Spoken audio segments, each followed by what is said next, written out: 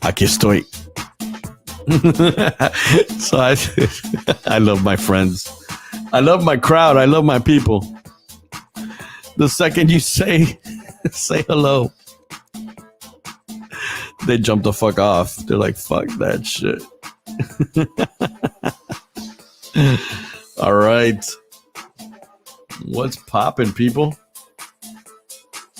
Let me reset my show. Oh, and what are we listening to? Let me see. What up, Walter? ¿Qué pasa, mi brother? What's going on? What's poppin'? All right, let me see if I can get back into focus. Maybe. Nah. I swear to God, I'm going to get a new camera. I'm going to get a new camera as soon as I can. Because, David,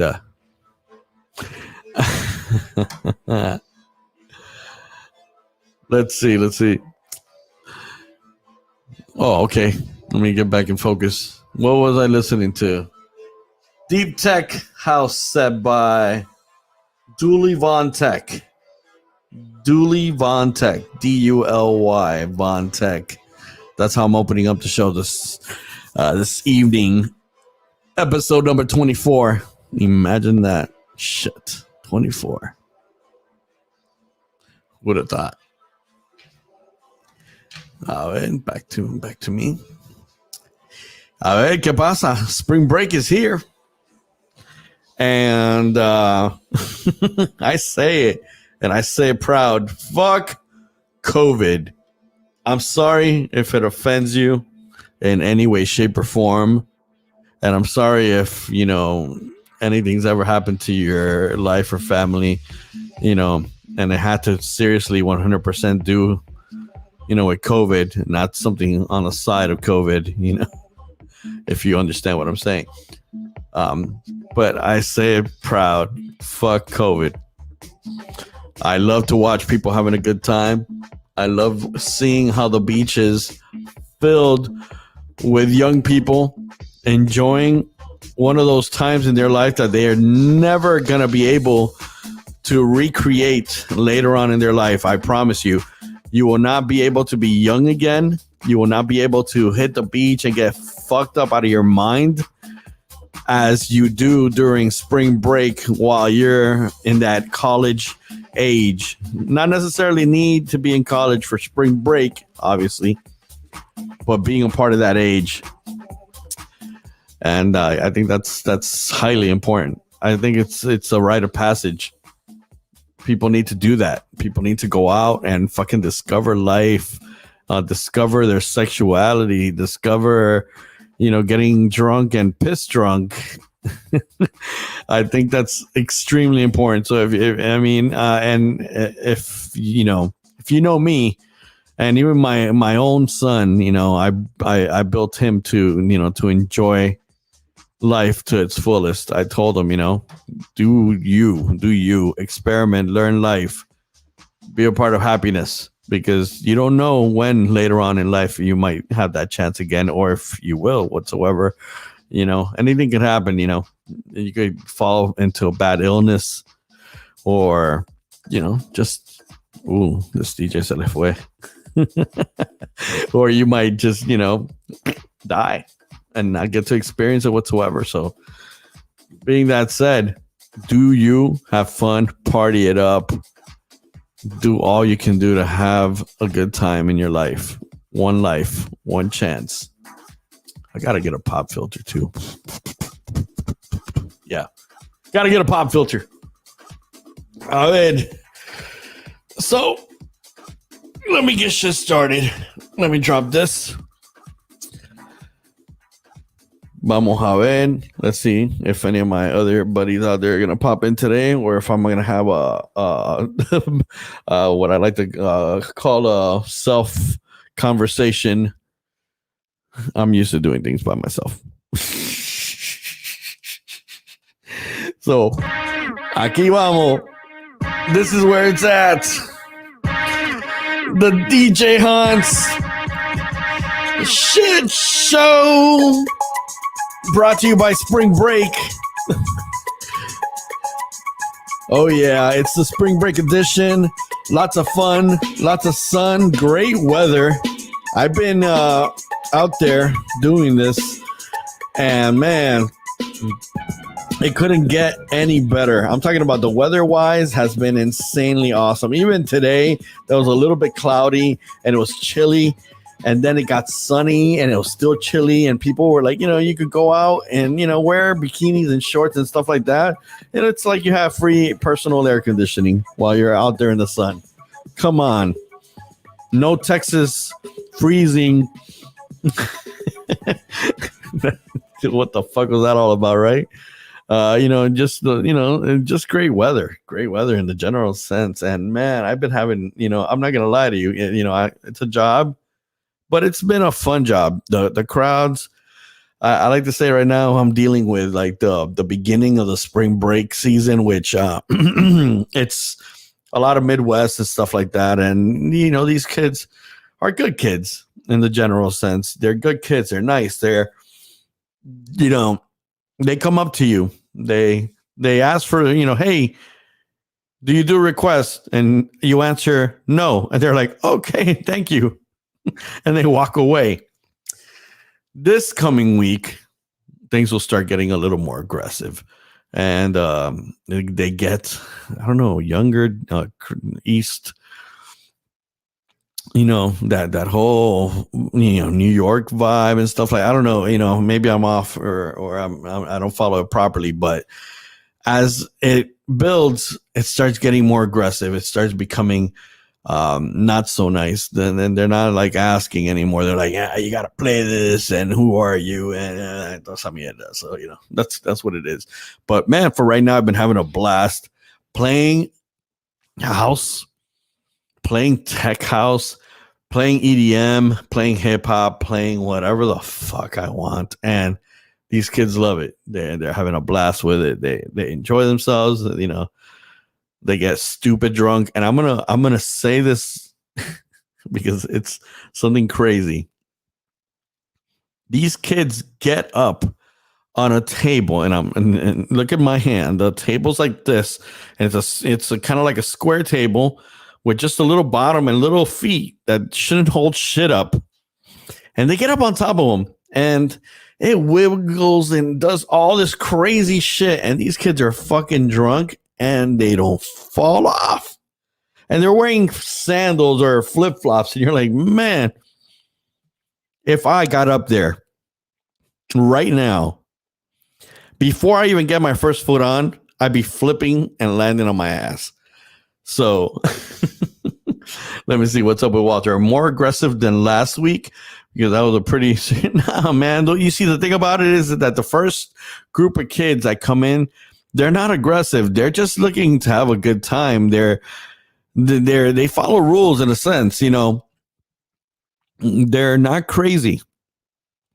And when I'm talking about rules, I'm not talking about the mask and being out there and drinking and having a good time. I'm talking about the aggression of like being a little more angry, a little bit more hostile, a little more quick to a punch, to maybe a fight and stuff like that, and plus the aggressive ones end up more in Miami, by the way, not Fort Lauderdale. So that's one of those things that you're going to notice.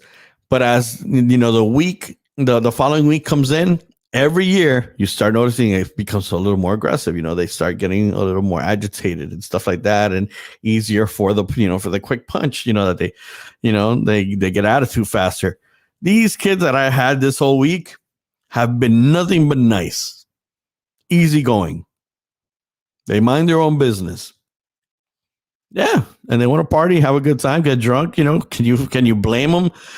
They want to fucking enjoy that new thing to them, which is liquor, partying, maybe drugs, maybe, doing 3-ways and, whatever the fuck they're doing in those rooms, they're whatever. They're man, experimenting. They're having a good time. And, it's, I can't fault them at all. I think it's awesome. So, enjoy. I've documented. Listen to me. I've been a part of that, that whole scene through work for decades. Seriously. And, I seen the shit. And then I will say it, when you're up in Miami, I don't know, there's something about Miami. It gets more aggressive. Everything's a little more angry. Fort Lauderdale, everybody's a little passive. They just let shit go. Love that. Let it go. Move forward. Say, hey, man, sorry, bro. Oh, shit, I dropped your drink, man. Let me get you another one. Here, take mine. They're like, they don't give a fuck. But I will say this, and I mean, listen, I'm always yawning around this hour, so it doesn't really make, a difference whether I've been busting my ass or not. But I will say this. I've been blessed. And when I say blessed, I mean lucky enough to, I guess, get back what I put out, and I've been really busting my ass to be on top of my music, pushed, for good turnouts, listening to myself more as I DJ. Excuse me. Sorry. Basically, every set that I've been doing, whether I'm working in one place or another, I've been trying harder and harder to listen to myself, drinking a whole lot less. That's another thing. Getting to places way on time, making sure my gear is proper, up to date on all my equipment, music. And like I said, listening to my sets, I'll go back and I'll go through my list of what I played and what I didn't play, what I get a good reaction from. I mark shit down. I'm more balanced on, the research part of DJing. And not for anything, I think it's paying off. It's getting me more of that recognition. I'm not gonna lie, I've always gotten, good outcomes. People will always say, oh man, you killed it and stuff like that. But this time around, I feel like I have a stronger hold on my crowd. And it's, it's good. It's good. It's nice to feel that, that when things pay back, when you see that your hard work is, going in and, giving you back. And I was talking to DJ Decade, and I'm like, man, I've been always comfortable with 3 gigs, 4 gigs max, and if I get more than that, shit, fucking amazing, which I have. But I'm not doing that much of the private stuff anymore. I don't do a lot of private events. And when you don't do the private events, you don't get that big dollar payout. I'm not doing as many of those. But what I am getting is the consistency of good pay, which is, to me, even better. Because being that it's consistent, I'm not having to sit there and negotiate for a Saturday or a Sunday. And then if I was already doing a weekly gig somewhere, having to have somebody cover that for me and, getting the club nervous and the whole thing like that. I'm staying away from that right now. It's kind of happened on its own. It's one of those things where it's happening, on its own, where, if I'm working enough on the weekends, I choose to say, hey, you know what? I'll throw a number that is what I would reasonably say, hey, I'll miss my Saturday if I'm going to make this much money. So the number has to be up there. So now it's more about quality over quantity. I already got the quantity. So the quantity is nice. And, shit, like I said, man, working Tuesday, Wednesday, then Saturday, was awesome. Because during, the whole COVID thing and everything, having 2 or 3 nights a week, that helped me survive because unemployment, it wasn't happening. It wasn't offered. Yes, sir. I'll take it. I'll take it, Rigo. Bro, I'll take your money any way you give it to me. Pero, that's the thing. So 2 or 3 days a week, I was surviving. I was, getting to that level of, well, almost paying rent. Almost. And I have to say it like that. Almost. Then 4 gigs, then 5 gigs. Then it got to 6, and this is my steady, man. And so, now, yes, it's spring break and the whole thing. And it's 12 gigs per week. And it's nice. It's, I'm doing it. Luckily, I have family that supports me in this and the whole thing. But I'm doing it, and it's like, man, it's a lot of work. It gets, when you're DJing and you'll do your 4 or 5 hours, and then you'll drive to your hotel, get 2 hours of sleep, get back up, and then go do it again until late, and then do it again the next day. Where's my money? Hey, put it on my PayPal or Cash App. Give me my money. But that's the thing. So it's nice. It's good work, and man, shit, I'm excited about it, and I'm gonna keep doing it for as long as I can, because not for anything, I think I'm energized enough for it. The reaction is insane. The places where I'm working at, they're extremely satisfied, and that's fucking awesome. That's rewarding. So yeah, and luckily the music, is still coming in. It's not, I'm going to say this to the artists. You're not making music fast enough. I've been used to lately where, you would get a bunch of hits per week. Not for anything, but no.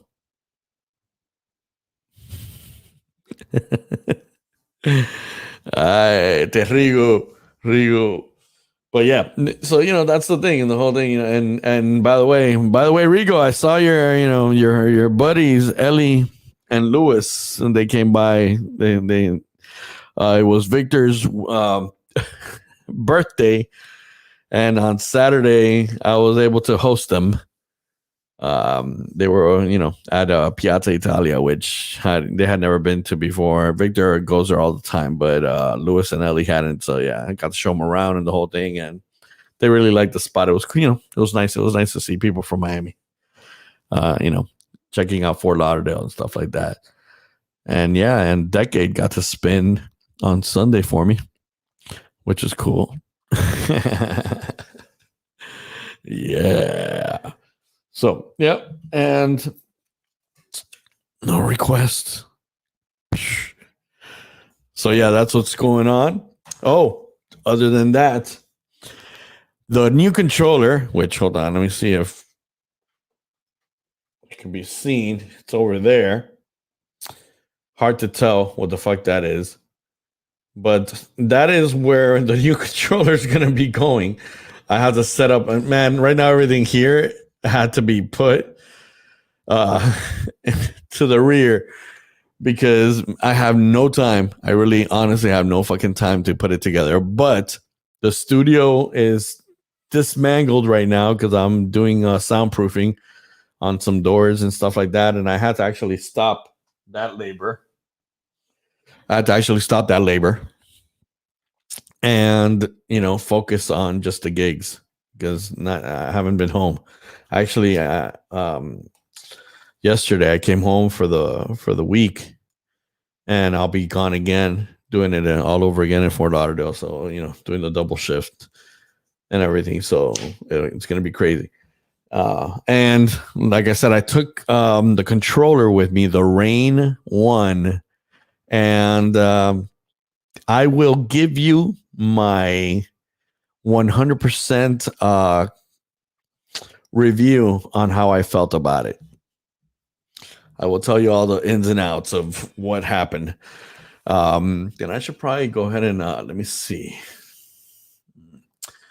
I'm going to go ahead and pull up a Rain image. Let me see. Rain. Sorry. Rain 1. Controller. Let me see if I can find a good image of it. Okay, this will do.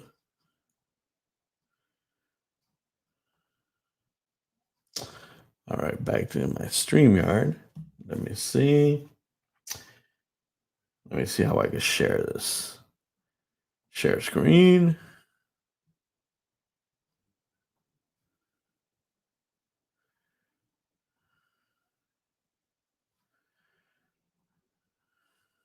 Mm-hmm. All right, let me see how the fuck.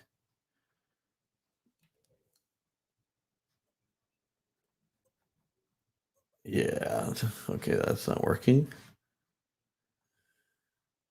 All right, yeah, there we go. And look, it's got the price on it. Let me see if I could. Get me in. I'm not that technical, so whatever the case, I will do it like this. Oh wait, hold on. I'll send the link now. You know what? Let me remove this for a minute. Let me send out the share link. The invite. Copy. All right. Anybody who wants to join in, you are now more than welcome to. But bam, that's the All right. So yeah, I was using the Rain 1 controller, and I'm gonna say this. I find it to be from a 1 to a 10, a 7. And I will tell you why. If you want to know why. But before I tell you why, and if you want to know why, let me see. Oh, wait, let's add Decade on there. What's up, buddy? What's up, man? Can I hear you? Wait. Can you hear me? Let me. Hold on, because I got to lower this. There we go. Can you hear me now? Yeah. All right. Yeah, unfortunately, I was listening to some jams and I had to turn it down. So I'm gonna first comment on your title in which you're talking about. Or yeah, I say anything else? Go for it. All right. So you're working 12 gigs a week. Okay. You're staying in Fort Lauderdale, which you remind me right now you're in your house. So you're not in Fort Lauderdale right now. No, you're right. I'm not. These are my 2 days that I get to come home.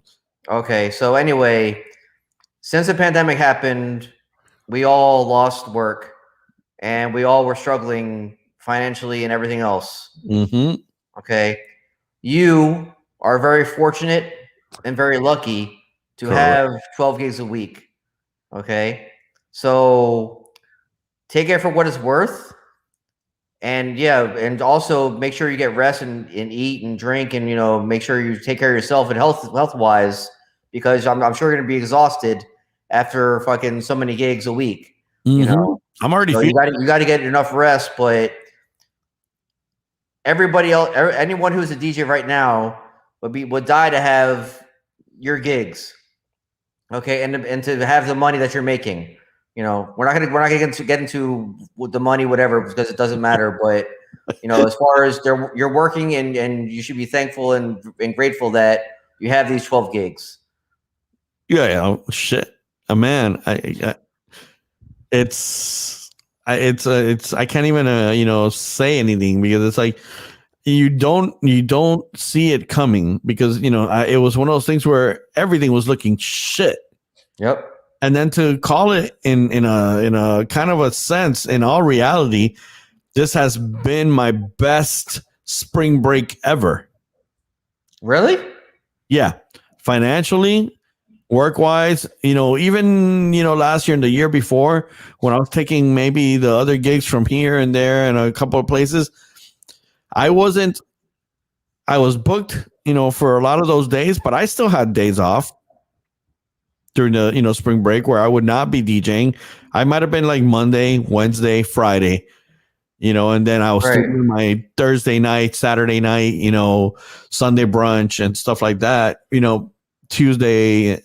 But I wasn't DJing Monday, and then Tuesday and Tuesday night, and Wednesday night, right. Tuesday night, Friday. It's like, it wasn't, on that level. And the other part is that financially they weren't paying as much.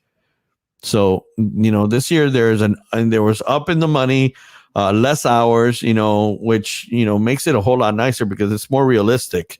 Of course.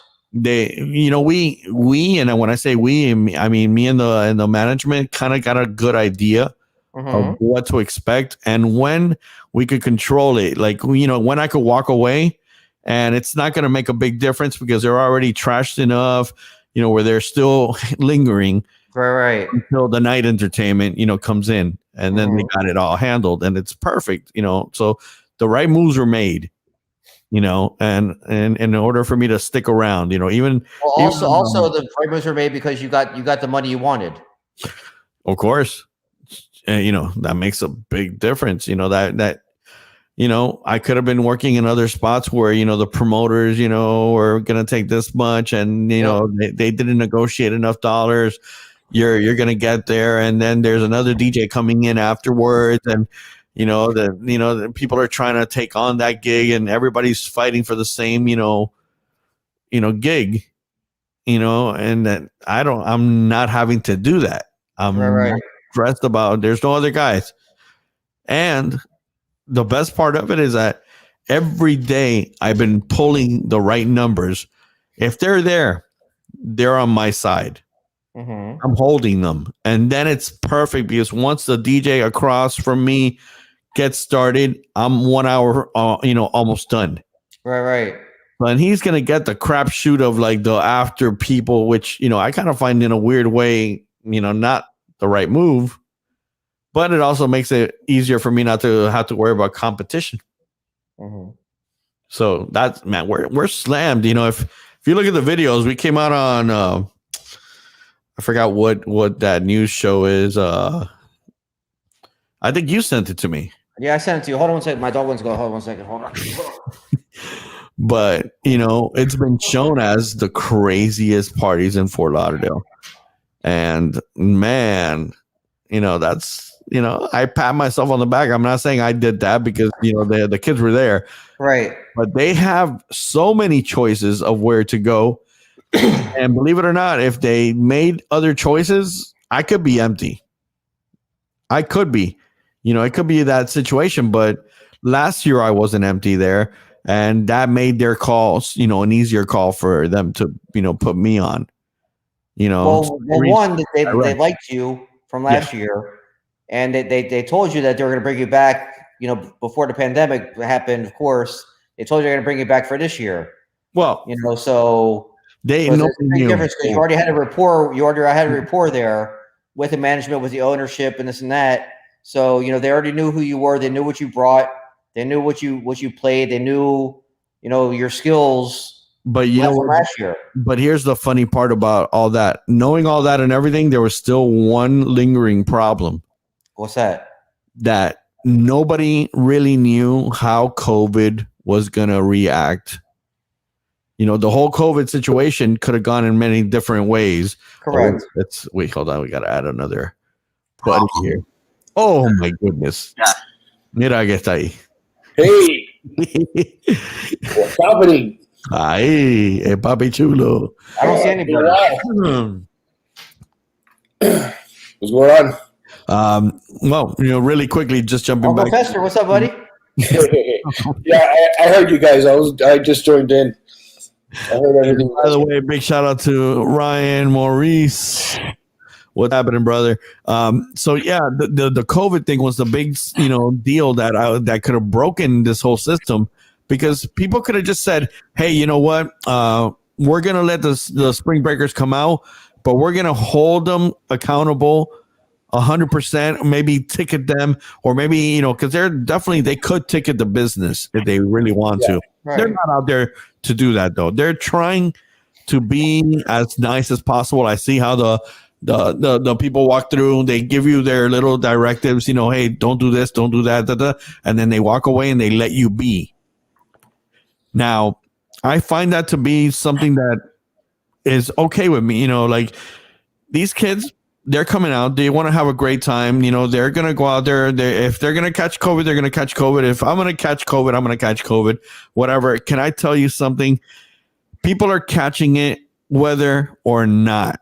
It's happening. I had it. You had it. And here's I was out for 2 weeks, man. Worst feeling in the world. And funny thing is, I haven't gotten it, and it's very weird because I'd be the first one to think that I would have. Yeah, because we're out, in public all the time. I'm receiving money from people, and fist bumps. It doesn't matter. And I'm a guy who's always touching my nose. I'm always like itch. So it becomes a thing where I'm like, man, if anybody was gonna get it, I was the guy. I always have the throat scratch feeling that I'm gonna get a cough and the whole thing. And I've been lingering with the thought of getting sick forever, but it's never been COVID. Yeah. And I've been tested. I've been tested for parties, for, private events. And, every time I've come up negative. So, hey, when the cards are on yours, I say, yeah, you had a good vacation, right, buddy? And I says, oh, yeah, this guy's always eating sweets. Yeah, so fuck COVID, bro. You're insolent. Well, bro, I got it from like one day to the next. I went to Orlando on vacation. Yeah. I went back on Wednesday, and I went to work that night. And at 1, 2 o'clock in the morning, I started feeling bad. I started feeling like hot, and I got home and I had a fever. And how did you know it was COVID? I didn't. I thought it was just a cold. And what happened was, I was here with my girl. She was in my bedroom. I went to take a shit. And I'm like, I can't smell this. I'm like, goodness. Sometimes, very rarely, it doesn't smell. And then I had some antibacterial, so I put some on my hands. And I'm like, oh. So I'm like, babe, do you smell this? She goes, yeah, you don't? I'm like, I can't smell anything. And that's when I knew. Oh, shit. Yeah. I mean, that's where it's at. Yeah. So after that, it was. How are you feeling now? No, I'm feeling perfect. But I spent 2 weeks that were like bad, like almost going to the hospital bad. But have you ever felt something like that before? Never. I've had colds, I've had fevers. It was a combination. I lost 10 pounds. I couldn't eat. Well, everybody can say that that's a good thing. Yeah, but my fat ass is a good thing. But in a week and a half, I lost 10 pounds. I didn't even feel like eating. Like I ate, for example, I eat little Vienna sausages out of the can with crackers all the time, and everything tasted salty. Like I would take a Vienna sausage, it would be like you poured like salt on top of it, and you stuck it in your mouth, and your mouth was like all salty. That's the worst. Everything tasted salty. Everything. Pizza, everything tasted salty. And besides that, I had body aches, I had fever, I was coughing like hell. I'm still coughing a little bit, but that's because I smoke. But yeah, it was really bad. It was really bad. Have you gotten COVID? No. Yeah. Look at that. Maybe it's a size thing because we're not as tall as you, Walter. Tall or fat? You really meant to say fat, right? You unfocused motherfucker. Shit, no, I could say. Hey, listen, fat is right now me. Okay, focus on your blurry. You look like you have a filter on you. Yeah, no. Oh, yeah, that's the next thing that I need to invest in. I need a good camera because, man, it just wants to unblur. It's like blurry. It's like, I don't know. It might be the red light, don't you think? Nah, it could be anything because it'll do it with the red light, and then it just chooses to pick up on something else. What can I say? Maybe. Whatever. We'll leave it to be. So regarding what you said about the gigs. Oh yeah. Back to that conversation. Yeah. I in 2000, I want to say 2008 or something like that. I lost my job. I broke up with my girlfriend, which I lived with. So I lost my job, my house, and my girlfriend all in the same week. God, that sounds like a country song. Yeah, exactly. So I said, dude, what the hell do I do now? I'm like, well, I'm going to try to do DJ full time.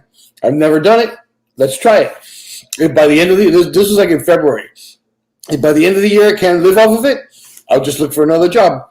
So by the end of the year, I opened up La Bodeguita en Medio, working 7 days a week. Oh, God. Yeah. Making mega bucks. I mean, considering what our business is, but I had no life. No. I would go to work, get out at 4 or 5 o'clock in the morning, sometimes 6 or 7, get home, sleep, then wake up, eat something, and go back and do it again every single day. Imagine that. Yeah, and that's the thing. And here's the thing. In my case, it's a little bit smoother. It's more organized because también remember when you were doing bodeguita, you were also doing that will probably close down at like almost 4 or 5 in the morning. Yeah, and there was a lot of after parties. Exactly, and listen. If I would have done this same thing 4 years ago or earlier, it would have been a different world of a business because drugs, after parties, toda la locura, would have taken me out to another level. I would have been sick half the time. Yeah, because how that shit gets because your immune system just drops. Yeah, but in this case, I'm doing it so in a level of professionalism, choosing to rent a room close to, my locations instead of driving an hour back just to shower, eat some food at home, say hi to my wife, we said, hey, from this date to this date, go over there, stay there because all you really have is time to get to the hotel, eat, sleep, shower, get up, that's it, and go do it again. And in this case, once again, most of the gigs are during the morning. I start at 11 in the morning. Okay, that's cool. So and then I'm done at 3. Then I get ready, and by 7, 8 o'clock, I have to be starting somewhere else. Wow. But I don't have to go on till 4 or 5 o'clock in the morning, which saves my ass. I'm done, latest 2 in the morning. All right. And let me tell you, that's what I say thank you to COVID for. Because by shutting things down earlier, people have also gotten used to knowing go out earlier. Right. Now, do things, I'm sure, you've all seen it, Decade, you've seen it too, I'm sure, where, people are more, they're by 11 o'clock, they're drunk. They're almost done. 12, 1 in the, it's extra. Well, not in my bar. Well, I know your bar, but that's the late night people once again. Especially now that Iguanas is not around.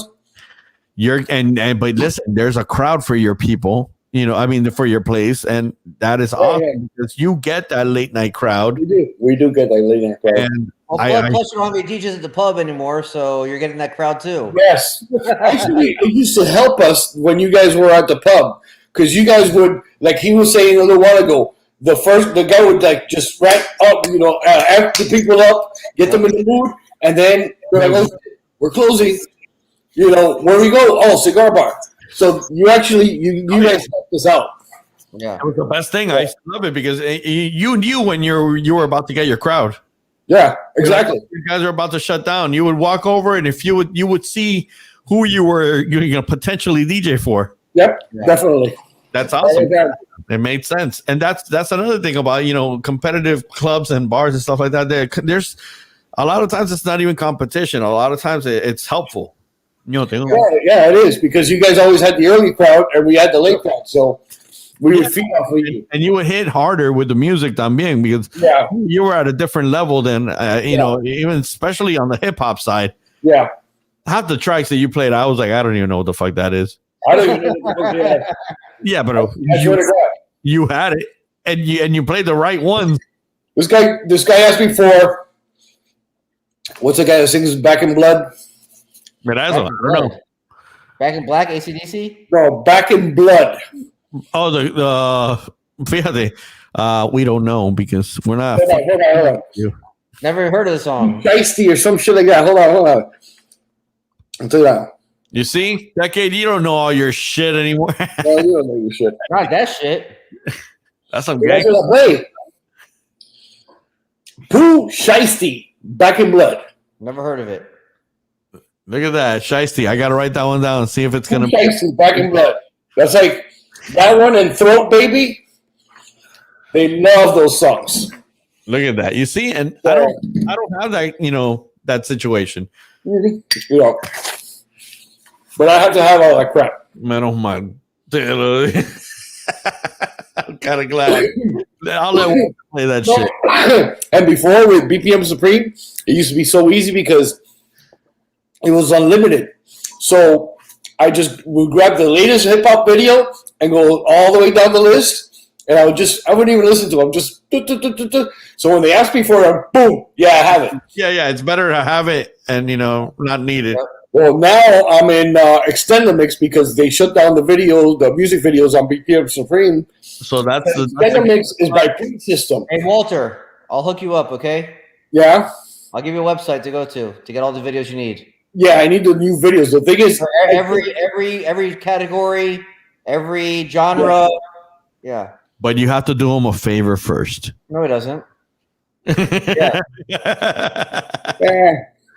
I do worse. Walter's put in his time already. He knows. Yeah, I do worse. Bro, they stretch like a fucking monk. Send me a Facebook message or email, and I'll send you the link. Hey, by the way, Walter, we never even got into the whole croqueta thing. My chef created the monster croqueta. Oh, I saw that. I saw the pictures. Yeah, man. Let me tell you, he wanted your reaction though. I'll definitely go by there one day. By the way, do you work on Fridays? No, not there on Fridays. I'm there Saturdays and Wednesdays mainly. Where's your gig on Fridays? I am over at a place called Bo's Pub. Okay. Where the balcony used to be. Well, I have no idea. It's still there. Well, it's still the balcony, but it's called Bo's Pub now. Gotcha. And the balcony is still called the balcony. It's on. So I'm looking for a place to celebrate my birthday. They don't call it the balcony anymore because it's all the hidden garden or Bo's Pub. They don't call it the balcony anymore. Oh no! Shit! Look at that. Well, now I just learned something. Oh yeah, Pano sold his 2 Pioneers. His 2 controllers.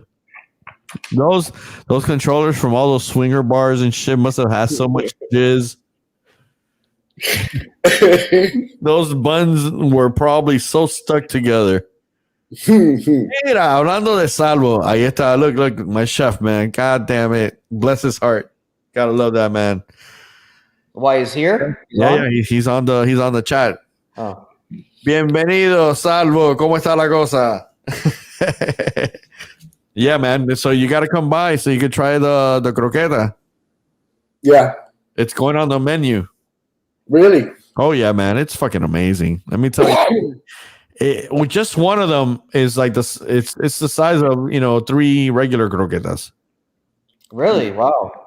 Yeah, it's big, man. They're big croquetas. They're like I'm talking about like. Well, and they come with the red sauce on the side. It's got to be Italian.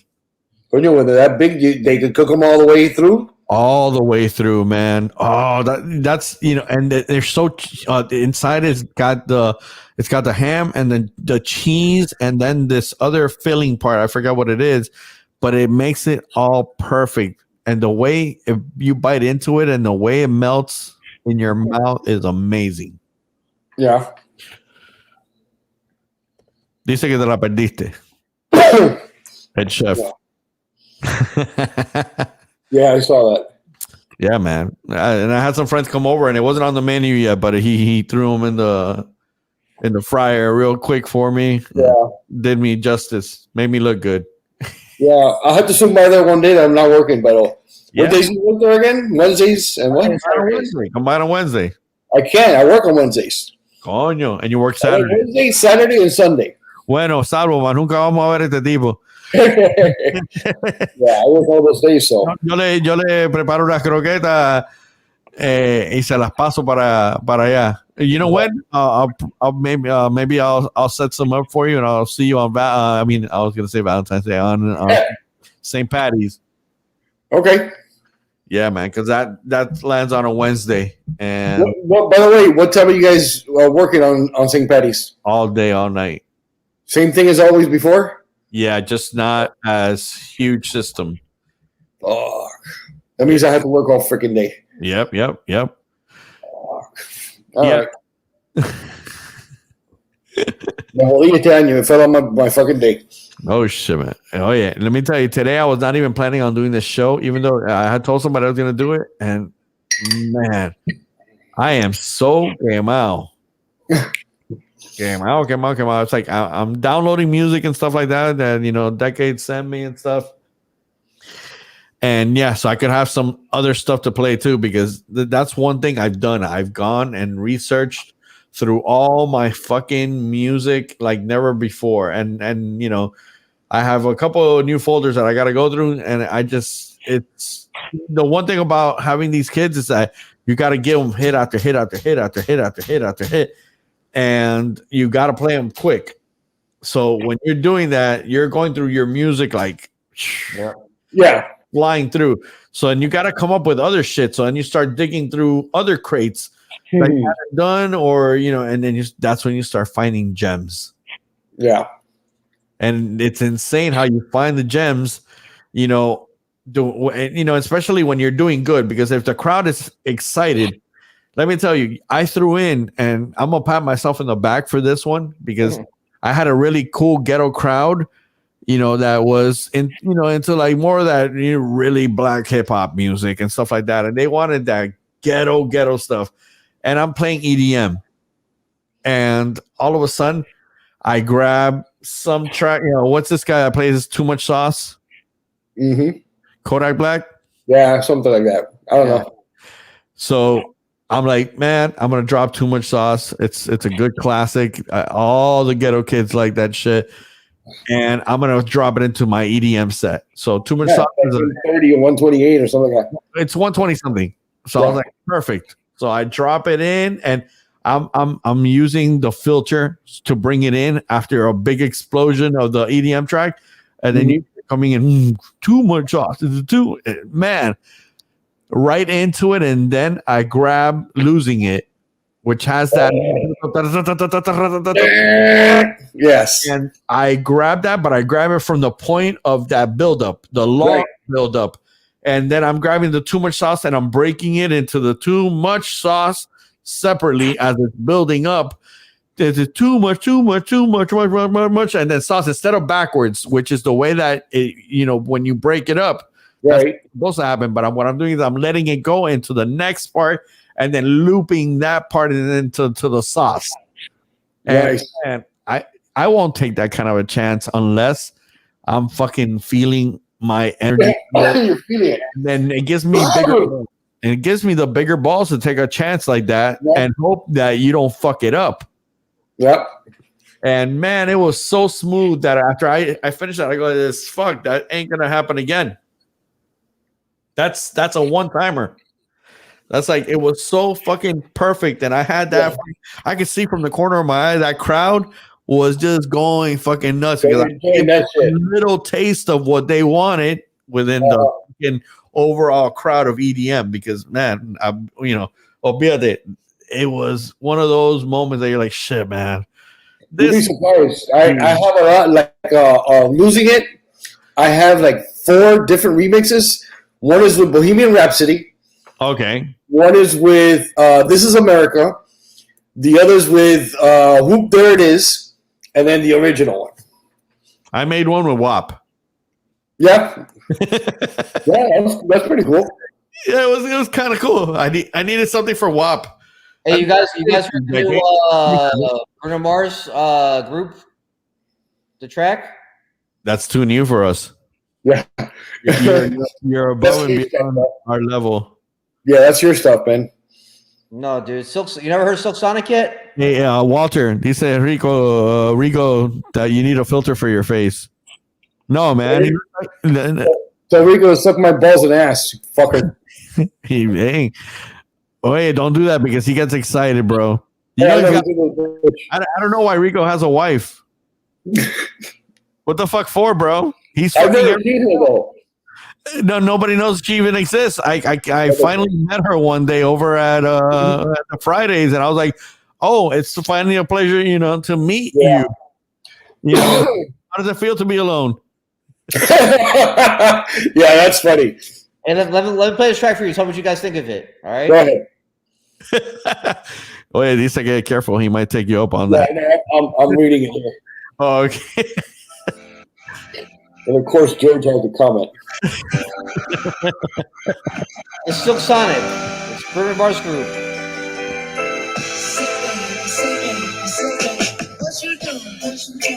Well, that sounds sexy. Yeah. That sounds like a "I Want to Fuck You" song. All right, but cut it before we get ejected. Yeah. Copyright, buddy. Copyright. That's Bruno. I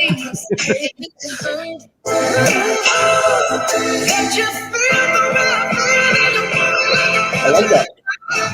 Yeah. Now let me see how I can mute this fucker. I stopped it. But it's, man, and Bruno Mars. Who would have thought? Huh? Finally came out with something else. Coño. Oh, leave the door open. Huh? He has some Leave the door open. Leave the Door Open, it's called. Yeah. I'll check it out.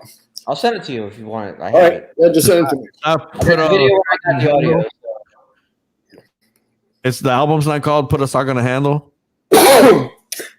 No. That's what it should have been called. Oh man, so yeah, coño, man. Where were we? Rico sucking my balls. Rico on your balls in his mouth. That's right. Oh, you know what? You know what's awesome? This when I'm watching it here on my phone, it has a closed caption of what we're saying. Oh yeah, I didn't know that. that's the pretty cool. best thing. And I love whenever it makes a mistake. It's whenever you're talking Cuban. Look at that shit. And you're like, oh, look at that. It's almost on point. Yeah, Yeah. I love that shit. it's pretty cool. I'm listening to some of the shows, and for some reason or another, somebody's trying to talk to me. I got to mute it, and at least I can still, read through it. And fuck they're trying to tell me. Rico said you build a website for me. It's called Walter Sucks Donkey Dicks at marica.com. No, and that's an email, brother. It's an that's an email address. Pero marica.com, yeah, I'm sure that's Rigo's. Marica.com, yeah, I'm sure that's I'm sure he owns that. Yeah. Don't get him on here, though, bro. We'll be talking till 2 o'clock in the morning. No. Plus, I already know everything about Backstreet and every nightclub from the 80s and the 70s. Backstreet all the time. Yeah, man. You live by Backstreet. I used to, yeah. Man, you know what's funny? Speaking of Backstreets, is that Backstreets is what used to be. I mean, what is now where Revolution and all that shit is, right? Yep. America's Backyard. All that was Backstreet back in the day, Yeah, then it became the Edge. and became the Edge. You know, the more that I see that neighborhood, and the more that I think about it. Every fucking nightclub has gone through there. It's like if it was ever a popular item for Fort Lauderdale, it was always in that little area. Yep. And I was just like, I always wanted to know where the fuck they existed, and now I'm like, fuck, I already DJ'd there just now. Yeah. So I off my bucket list to go back in time and DJ at Backstreets. Got to do it. Yep. Rigo. Rigo's such a bullshitter. Maybe. I wouldn't know. If ever, it's funny. Sometimes I tell somebody a story, some crazy shit, and they're like, really, you did that shit? And then somebody will come around, that was a part of it, like Panos or some shit, like, oh yeah. They're like, God damn, that was for real? I thought you were shit. Yeah, man. That's the cool thing about having crazy friends. Yeah, but we got crazy stories. Yeah, the stories could get crazy, and then half the time, you hear people tell you stories, and you're like, I actually started writing a book last year. I haven't finished it. I gave up on it. About all our, I'm sure if I get with you guys and people like Cito and Rigo and all these people, we could all put that shit together and put it in a book, and it would be a bestseller. Because it's all about those crazy stories about shit that happened to me while I was working at clubs back in the 80s and 90s. I got a story that one day I'm going to share. Yeah. And it's something that Panos and I put together. We got to, and I'm only going to give you a hint of it, and then on another podcast, I will go ahead and reveal the full thing. But we actually got together and we put a plan to do this sinister act. The act took advertisement on magazines. It took building a corporation, putting together an address, a location, a filming, and a final. And this was maybe like a month of work, Right. And out to perfection. And what we wanted out of it, we wouldn't have imagined what we got. But it was an amazing fucking day, and it was on the 4th of July. Okay. Panos, knows what I'm talking about. Not a lot of people do. Lewis, he showed up towards some point, and yeah, man, we were creators of bad ideas. Huh. Sounds like you guys were shooting a porn or something. It came close to that. Yeah. But we did those too. Yeah. Well, in the DJ booth? Yeah. Oh, no. We dude. Yeah, we'll talk some other time. We had a company of that too. Man, the bad ideas that we would have, and how I don't know how we had all this time available to put it together. The memoirs. We should all get. You know what we should do? We should in the idea of a book, and then we should all collaborate all of our stories. All the stories, just like Rapper's Delight did for their song. Mm-hmm. We'll put together and we'll say, all right, this is my part for the book. This is my part for the book. This is my part. And we'll call it Memoirs from a bunch of Gomepingas that once maybe lived in Hialeah. Let me tell you. Hey, why not? A lot of great stories in one book that could be cooperated. I already started it. I'm on page, I'll tell you right now. Oh, and then you know what the funny thing is that everybody's going to want to outdo each other, so some people might embellish. Yep. Yeah, of course. I'm on page 38 right now. So we could call it a fictional. Nah, it's got to be all real. Inventing. Well, dude, we have enough stories amongst all of us to write a book sin inventar. I got no. I got it. I could put two stories. I got the Panos birthday story in the motel of Jamaica Inn, 8th Street. Oh, Hey, Panos, if you're there, Panos right now is disconnecting his fucking computer, throwing shit away. Off the Wi-Fi. Sorry. His location services are off. I can't imagine. No, we did some dumb shit, man. She pissed in the ice machine of the club. Get the I think we were full of shit. And the shit that we did at the Caroline Hotel that even Rigo doesn't even know. Who was it that remember that song Mentirosa? Mellow Mayonnaise. That he's cousins to this guy. What's his name? He's the cousin of the Be Real, is it, or the rapper from these guys? These guys from California. Hand on the pump. What's his name? Cypress Hill. You can't even hear this guy. Decade. You sound like you're like 100 miles away. No. What happened? Cypress. No, because we can barely hear you. Cypress Hill. What's that? 10 times. Yeah, but it sounds like Cypress Hill. It sounds like really low. Yeah. Your microphone isn't picking up like with the quality. The guy who has a whole podcast studio, and then he goes sits down on his couch instead of like all next to the gear. You know what's funny? If he points the laptop that way, and the little mirrors there on the back of him, you can see the porno he's watching. No, yeah. Yeah, see, there you go. That last cube there, the last mirror, you can see the TV. See? He went to commercial break. They took it off. I saw that skin there a little while ago. Rigo once booked Wills at a club, and she pissed in the ice machine of the club. Is that for real?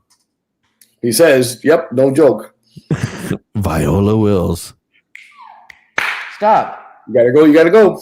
Viola, man. Hey, oye, I don't know how many crazy things that woman did, but está quemada, yeah. Yeah. I remember the last time that I saw her live. She was at one of the concerts that I was DJing at, and she just started rambling to the crowd. Really? About her granddaughter. Just like telling a story. No, because my granddaughter and whatever. And I just finished going to university, or college for, some other and everybody was just like, when you just sing. Yeah. It's like, yeah, so no, she died. Yeah, she died. She died last year. A year before that. Shit. Yeah. Well, God bless her. She was awesome. No, same thing happened to me in a Van Halen concert. I've always loved Van Halen, but with what's his name? Not with Sammy Hagar, the other guy. Well, with David Lee Roth. David Lee Roth.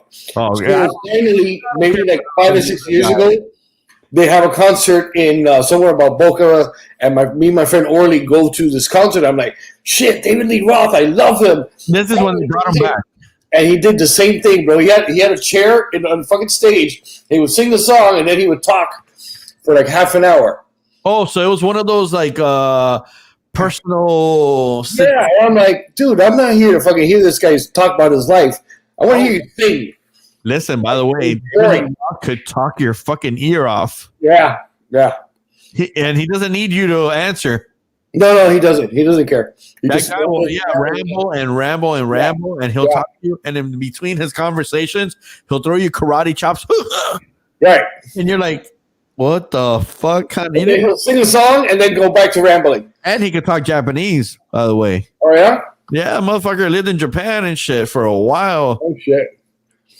But yeah, he talked more than he actually sang, bro. It was one of these long, dragged-on concerts. It was good, but, it was 3 hours when it could have been like 45 minutes. It was that long. I went to one of those, but with Black Sheep. Oh, yeah? Yeah, it was one of those kind of like what they call intimate concert. Right. So in between the tracks, they would do tell you a story about what happened or this or that. Look, and then this and that, and this and that. Yeah, this. Me salió bien. But yeah, man, I don't really go to concerts that much. I'm not much. You know what? I can't get into the whole big crowds going crazy over a song that sounds better on the radio. Even though I get it that they do maybe a different cut of it, something different. It depends on what concert you go to. Yeah, because there's some people that sound just like, exactly on point as the radio version or the recorded version. And there's some people that you're like, who the fuck is singing this? Speaking of all that, I have to throw this out there, and I know I'm going to piss off a bunch of fucking people, and I don't care. And, but Decade will probably find this interesting or he'll enjoy. Freestyle concerts. Uh-huh. Every time there's a freestyle concert, I don't know who's competing to sound the worst. Because every fucking single one of them, you could tell is doing something else with their life. They might be a school teacher or a mechanic or yo que sé, what I don't know what they're doing, but they're definitely not singing on the weekends anymore. And then they throw in these concerts, and I'm watching them because I'm never at those concerts. I truly don't care to go because I don't see the entertainment. Like I said, I might want to go to hang out with my friends and stuff because they're going. But as far as listening to anybody sing a song that sounded mediocre when we bought the record, because it was all right. They weren't all that, they're not opera. Fuck, I get it. But when I hear somebody sing and I'm like, I know half of my friends sing better karaoke than most of these freestyle artists, it's hard for me to run into one. I can't, honestly, and I'm sure there's somebody out there that sings freestyle that still has, still's got it. and I might not be recognizing them, but god damn, it's tough. It's tough. I watch the YouTube videos of the concerts, and I see everybody like, they're all, yeah, sing it, whatever your name is, and you're like, no. Because they're not there for the performance. They're there to relive their, who would do that. They were, young. It has to be. It has to be that. It has to be. It's not. They're not there for the performance. I think they're there just like what I'm there for. I'm not there for their performance. I'm there for my friends. I'm there for the the group that I know is out there. Because I'm a part of that era and the whole thing. But at some point, I'm thinking, am I gonna be the same guy? Where I'm gonna have a comeback, party. Hey, DJ Hans is gonna be spinning after 100 years. We're bringing back the whatever turntables and a DJ controller just in case he forgot how to DJ on turntables. We can throw him on a controller or some shit like that, and I'm gonna go in there and I'm gonna try to put little buttons and is that what it's gonna sound like? Being well, I mean, but you have people like I remember like Donna Summer, her live recordings were like right on point. Like it was like wow, amazing. It was she's a real singer. She does all these echoes and effects and all that crap. So you heard Bento Santa Rosa is one of the guys. Yeah. But you listen to him live and he's amazing, just like the record. He doesn't, and then you hear the tones, and you're like, man, this guy is it. I've heard people like that. I'm trying to remember who I heard. Carlos Vive. Okay. Man, the guy has an incredible voice. The guy's like he's just a naturally fucking. His voice is his. You can't take the shit down. Right. But those are high end level fucking. Well, that's what a lot of people say about this guy from Journey, Steve Perry. Steve Perry has a very distinct voice. This new guy, Chino, I don't know what his name is. The Filipino. He has a great voice. But when you hear Don't Stop Believing in the Chino's voice, it's not the same. So it's like, no pay. Even though it's good. They actually tested their voice, and he hit all the actual natural tones. Yeah. Yes, but it's not. You know what I think about the same pitch. The problem is, it's when he's live that he's excited that he has to yell a little harder. Okay, look, for example, there's this guy that he imitates Queen.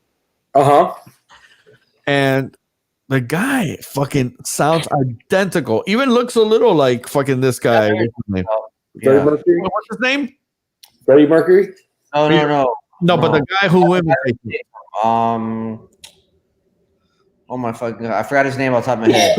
Well, he wanted to be a part of the movie and the whole thing. He was actually trying for the part, to get it, which I'm kind of glad they gave it to the short guy because he's a fucking amazing actor. That guy, man, from back, when I first saw him doing Robot. It's a robot, yep. Fucking, I love his weird, fucking gooky, way of looking at things. A fucking amazing actor.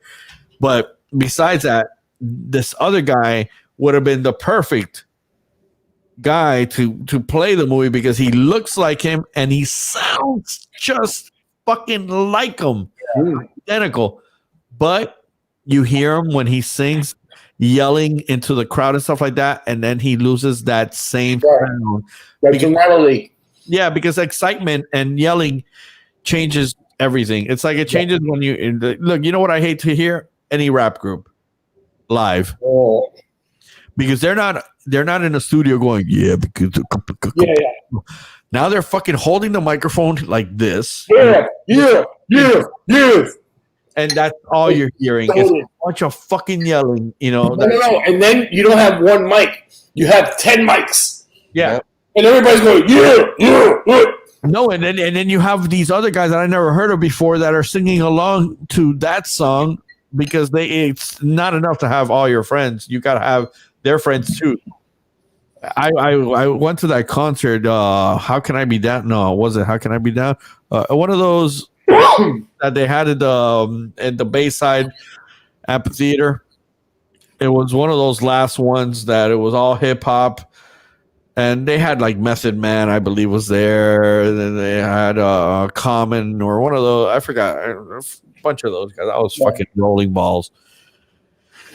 And I'll say like this: everybody sounded like major shit except for one rapper, and I forgot his name, but he did the what's his name from Miss New Booty? Come on, you know, Decade. Most Def. Okay. Most Def fucking kept that fucking cool. Like he knew how to fucking rap like a studio rapper live. Like he got on the mic and he would be like, he would never get excited unless he needed to. If he wanted to work the crowd, then he'd work the crowd. But when he's rapping, he's like fucking rapping to sound like his fucking voice. Yeah. And I was like, man, you know, fucking one professional that could keep his fucking cool, you know? I'll tell you who sounds just like the records on the rappers is Kiss and Depeche Mode. Who? Kiss and Depeche Mode. Oh. Never seen either one of them live. And Metallica. Yeah, Depeche Mode. I saw that concert right by your house. Yeah, I was there. I was there too. I was up in the front, motherfucker. I was right there in the front. That's because you got it like that. Because you get balls. I was licking the Depeche balls. The sweat was falling all over you. Yeah, man. It was goth delicious. That concert was great because I told the story I think the other day, but I'll tell it real quick. I had bought tickets with my ex, and we were supposed to go together, and then we ended the relationship and shit, and she kept the tickets. And she called me that day just to remind me, hey, I'm going to the concert just so you know, you're not coming. And I was there with some chick that I had just started hooking up with, and I'm walking through Walgreens, and I'm like, motherfucker, I'm outlandish. Now I'm single, and that would have been a great concert. Or who knows, meet somebody. And there were good seats, and the whole thing paid for already, all that great stuff. And man, not even 15 minutes later, my cousin fucking saves the fucking day. It was like, if there is a God, he was like, this is the moment, Hans. I am coming here to let you know that I am real. And then he got my cousin to call me, and he's like, hey, what are you doing, bro? I'm like, nothing. Why? He goes, you want to go to the Depeche Mode concert? I'm like, oh yes. You called me and told me the story. You told me that day. You're like, yes.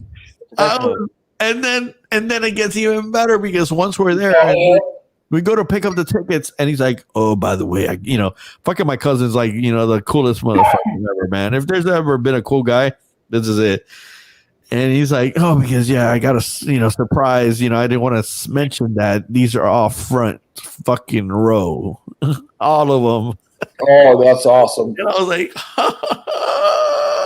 that's awesome. I'm not the kind of guy, spread shit in your face like that, but yeah, but that time you did. I was like, oh yeah, because I can't see you. Mm-hmm. But I got the Depeche Mode balls on me. Yeah. It was a nice feeling. It felt good after, not knowing that you weren't going to go in the whole thing. And then, man, right back. Just justice. It was fucking justice. Yep. In excess, man. I would have liked to have gone to In Excess. Yeah. By the way, if there's ever been a person that's gone to every concert, he is right above you. And I'm not talking about God. I'm talking about Decade. This guy right here? This guy over here? Yeah, that guy. Really? I've never really went to a lot of concerts, although I love live performances. U2, Metallica, just say who you haven't gone to see, and it'll be faster. Yeah, it'll be faster. What's that? Say like, I haven't gone to the Dixie Chicks. I haven't, That'll be faster. like that, Okay, I haven't gone to see Bad Bunny. I haven't gone to any Freestyle concerts. Hey, by the way, they say that the Bad Bunny concert is amazing. That's what I've heard. Because of the chicks. I actually puts on a fucking show. But he's wrestling now. He's not doing any more music. I know. What the fuck is going on? Thank goodness. The guy has a very different outlook into life. You know, the way he sees things, he's not a regular human. I wouldn't doubt if when we find out that, you know, aliens do exist, that Bad Bunny was one of them. Yeah, I wouldn't doubt it. He figured out that he good, and that would be cool. And make money from it. And make money from it. Millions. Secondly, he took and harmonized it to actually sound like singing. So now he was. Now you could say he's, but he's doing it with harmony. So the guy actually can sing.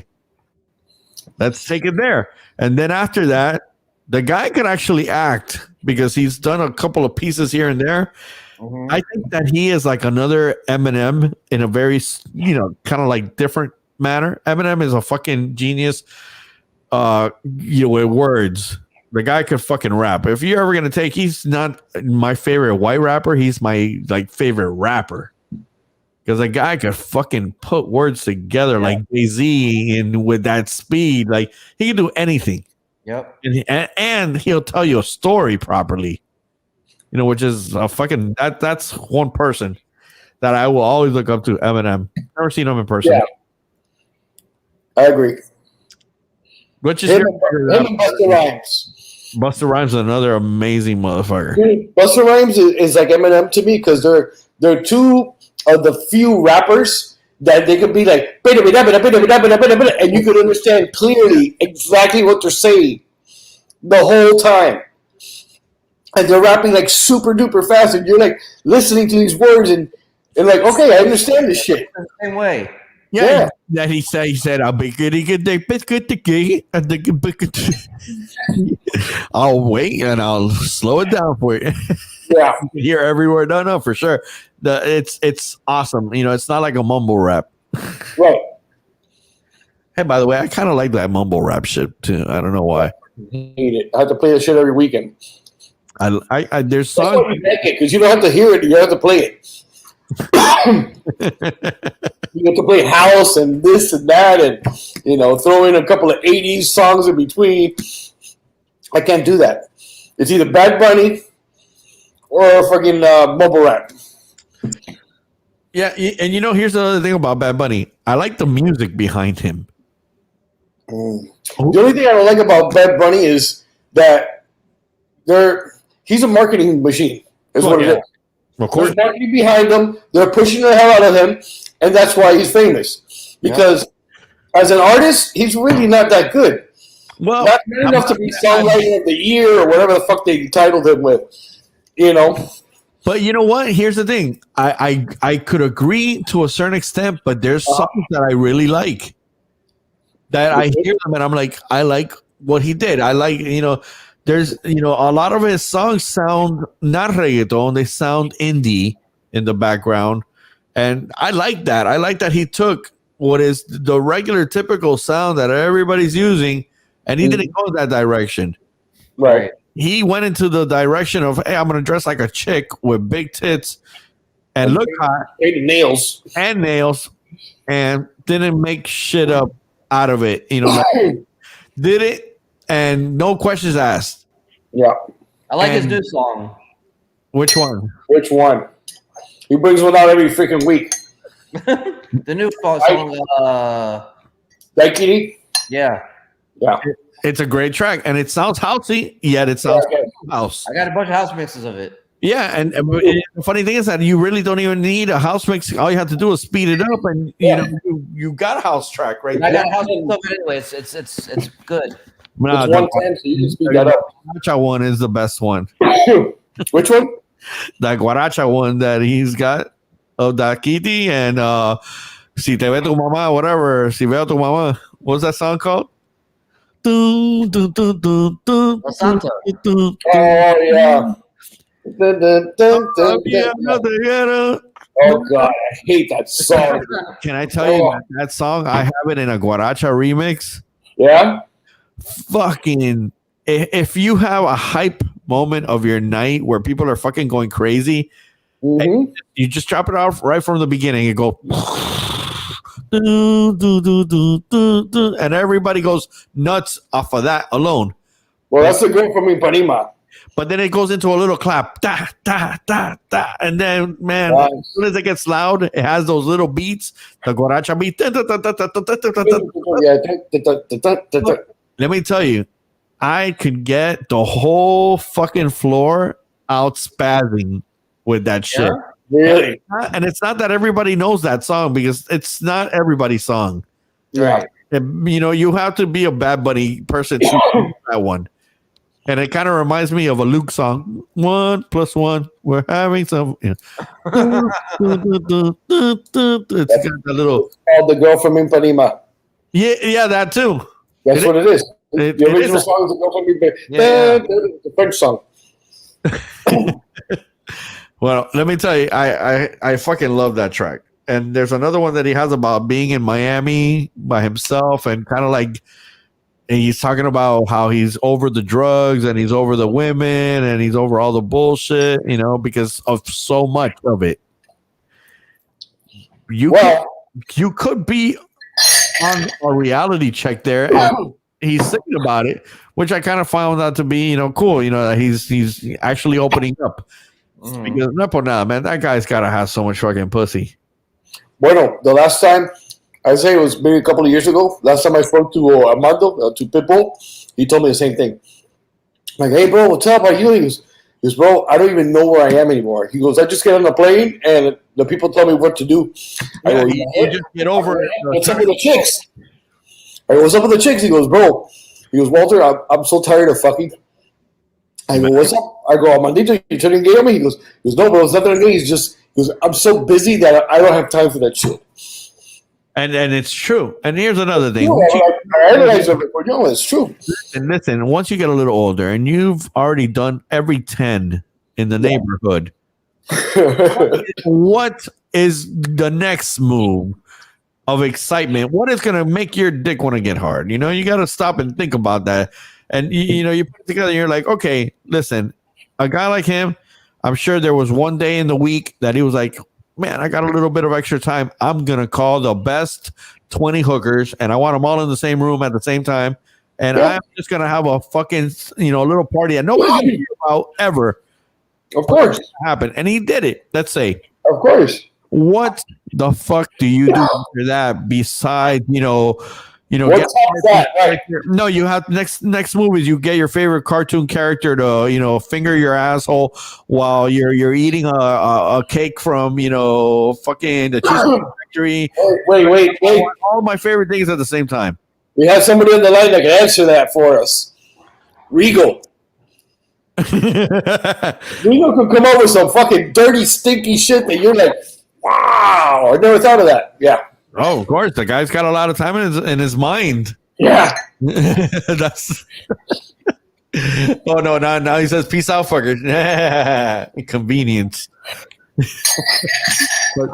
but that's a major reality that, you know, sometimes, you know, and I'll say this about relationships and stuff like that. You know, for you know, some people might, you know, as men, you say to yourself, you know, hey, am I dysfunctional or something? You know, am I not as excited as before? And then stop, think about, and think about anything in the world. If you've always eaten delicious steaks and delicious meals and everything, and then one day they give you just another delicious meal, you're not going to get all extremely excited about it. You're just going to eat it. Right. I get it. And I think the, you know, same thing happens, especially when you get to that level where you're finishing up a concert and you're like, oh man, I just saw that girl. She gave me that look. She was, you know, that girl's got something about her that's extremely sexy. Right. And you don't just walk away and then dream about it later. You could point that out and go to your manager. Okay, give me that.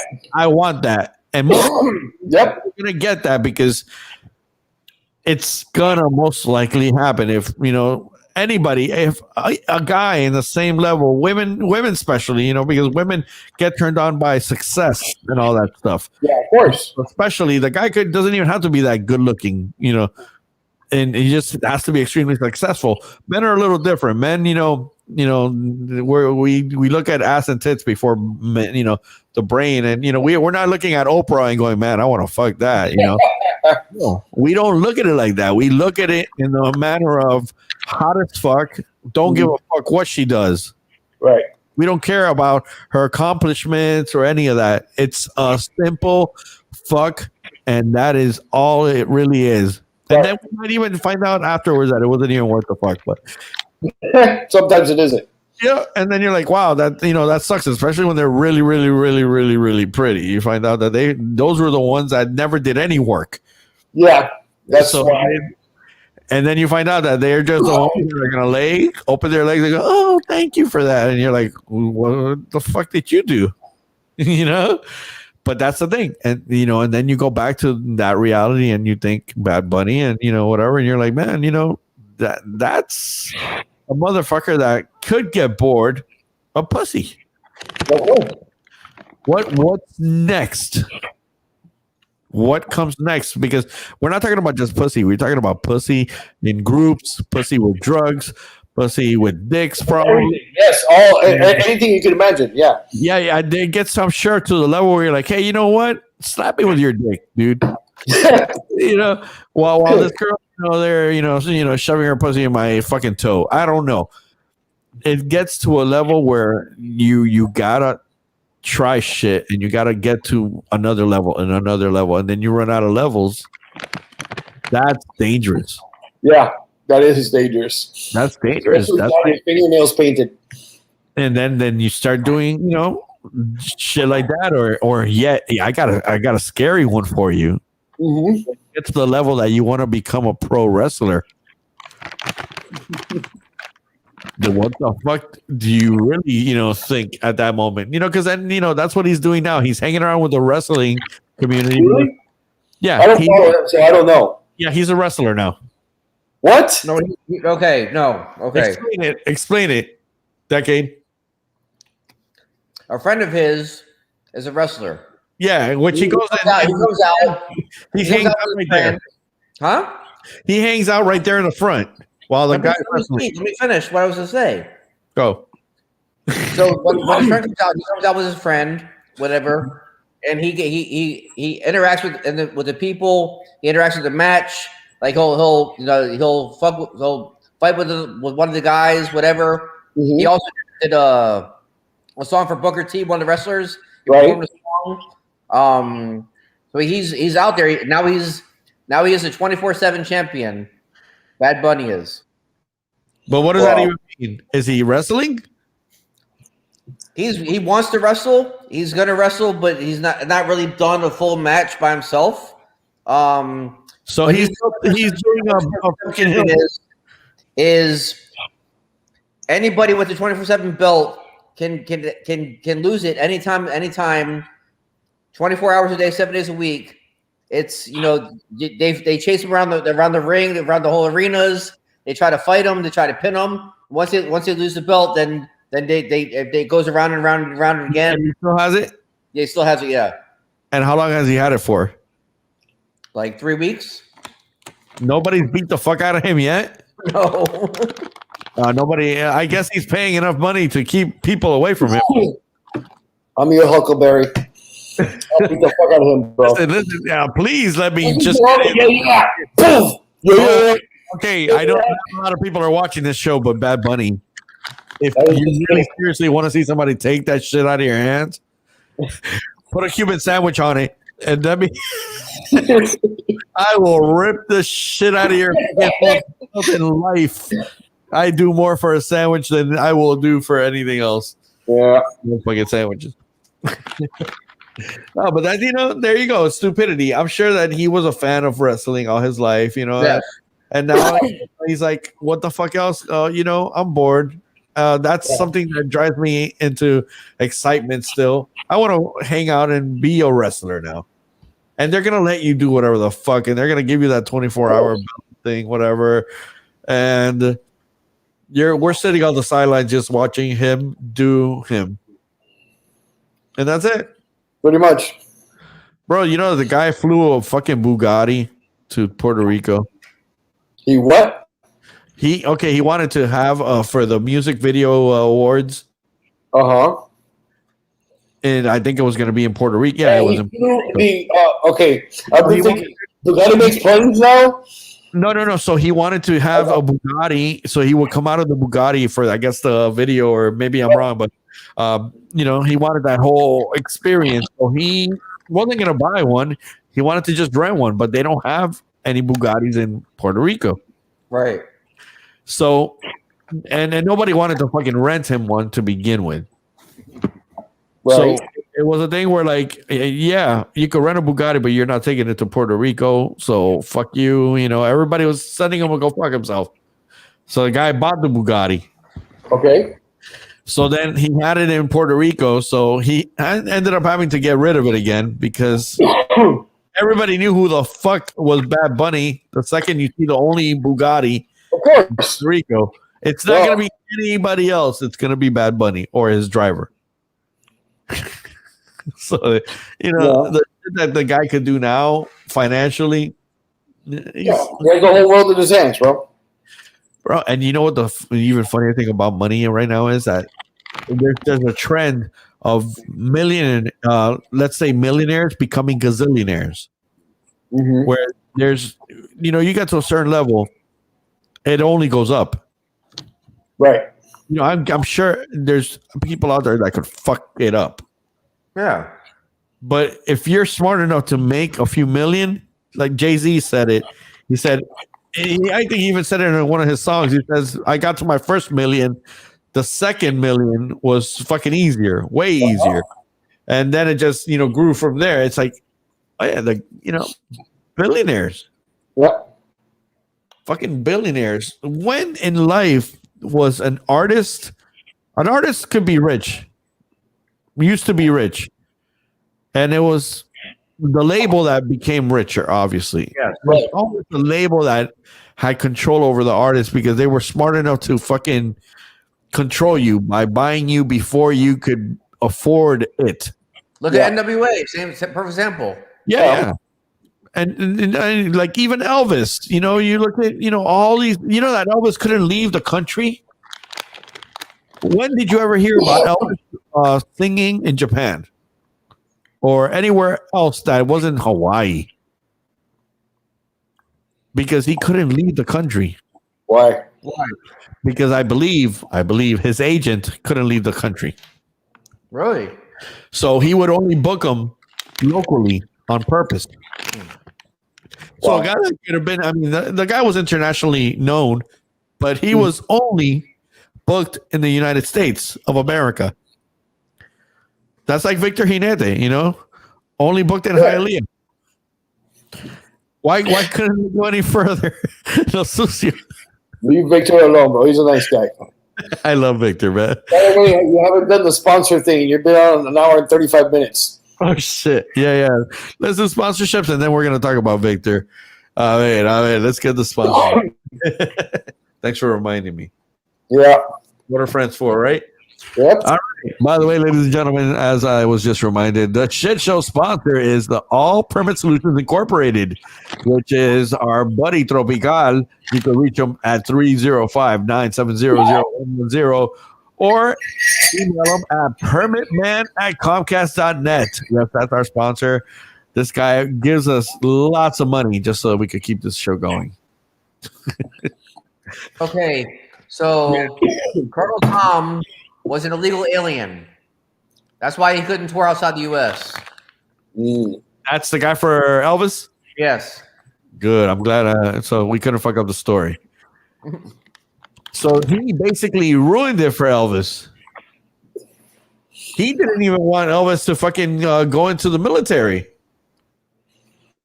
Because he would, the fear that this guy was having was that he's going to lose. Of course. That's when you were the agent of Elvis, you were fucking, doing pretty like back then nowadays. Imagine. Oh, that Bad Bunny, before he goes on concert, he has un esto que hacen brujería, esa mierda, hace un despojo on the stage, and he paid thousands And for every concert, that guy goes on and does his thing. Shits the chicken. Does a few feathers, spits on something, suelta un tabaco, some smoke. I don't know what he does, but and if you've been to one of the concerts and you've seen this, maybe you could write about it. Maybe I think Panos knows what I'm talking about. That's what he wrote, by the way. Panos, that he would be drunk. Oh, okay. He was talking about Bad Bunny. That he never. The guy doesn't drink when he parties. I mean, when he does concerts, only drinks water. That's how you survive, man. He mentions that he doesn't like to drink too much or anything. He doesn't party anymore. He doesn't do late night shit. He doesn't mean that. He just runs around with little boys doing wrestling with a 24-hour belt. I'm jealous as fuck. I'm not even gonna lie to you. What? Okay, decade since we got. Look like I sent you. Wait, what? What did you send me? And where did you send it to? Private chat in the StreamYard. Oh, the private chat. Hey, don't be sending me private shit. I have to get out of here now. It's a pain in the ass, bro. Come on. Okay, so we got something that I'm supposed to what? Look, open it. I can't. What do you mean you can't? Shop WWE Bad Bunny. Yeah. I can't open that. Get the fuck out of here. You can't open it, really? Let me see. It's a full line of merch. Oh no! Wait, that was something else. Hold on. Let me see now. Hold on. Royal Rumble Bad Bunny. Ya tú sabes. Yep. The merchandise. That's awesome. And then they got the pins for your sneakers. For the Crocs. they got Bad Bunny pins for the Crocs. Yep. Bro, listen. Just merchandising alone. Imagine. Let's start off with Decade for a quick second. Decade, if you had all the fucking money in the world from your fucking concerts and gear and all the shit, that's your Twitch millions. But, what would be the outrageous item situation that will be happening in your life? You'd probably be wrestling with Bad Bunny because you're into that shit too. What would be outrageous that I would do? Yeah, what outrageous, stupid thing that we would all find you retarded for, but it would totally make sense for you to do. And I had all the money in the world? Yeah, you're just so fucking, rich that you're beyond the fucking. I would buy a fucking WWE. You would buy it. I would buy a fucking World Wrestling. And why would you buy it? What would be the reason? I mean, what's the excitement? Why? Because I'm a wrestling fan. One, WWE is worth multi-billion dollars. Right. Okay? And you already have that money, so what do you need?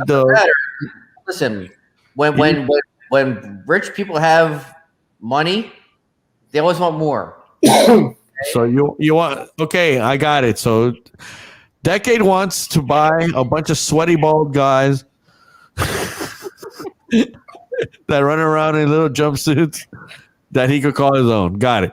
All right, we broke it down. What about you, Walter? What kind of how do you want your dudes? What's the question again?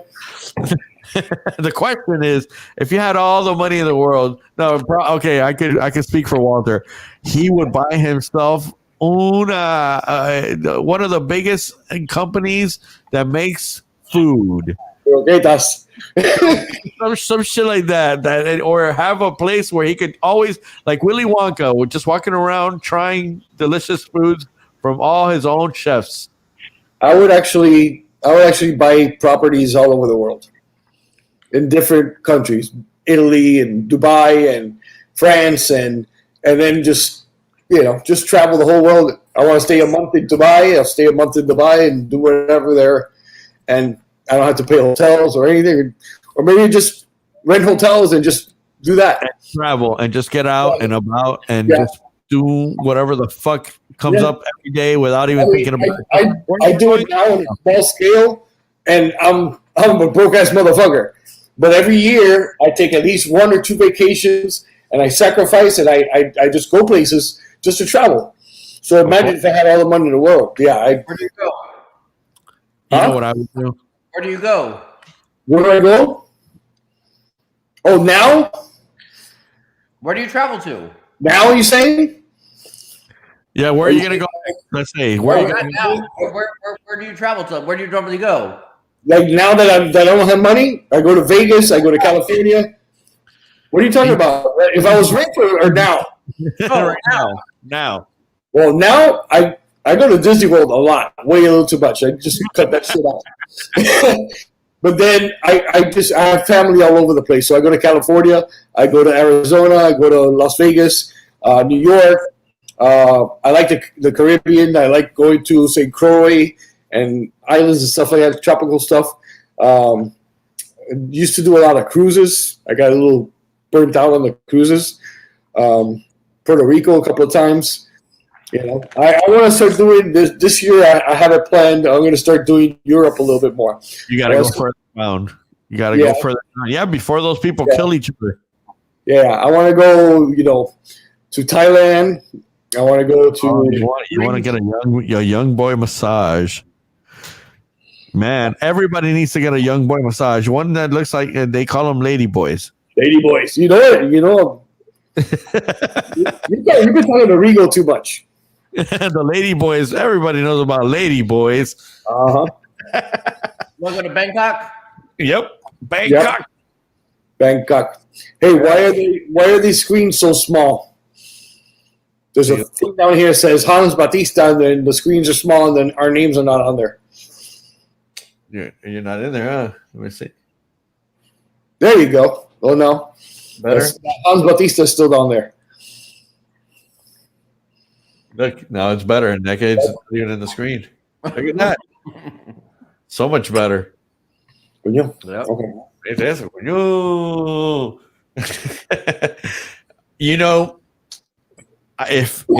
this is what I would do once I know that I have all the money that could there's no limit.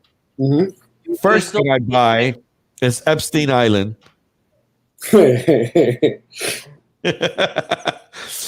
But I turn it around. I do something different. I get only senior citizen women, really old, really old. Me massage all day and night, and it would go by quickly because they'd be really tired. Like in 10 minutes, oh, my hands, I got arthritis and all that shit. I'll be like, next, and that would be my life right there in the Epstein Island with veteranas. I would call it. What was that? The restaurant place in the Ocho? La Cacada. La Cacada. El Palacio de la Arruga.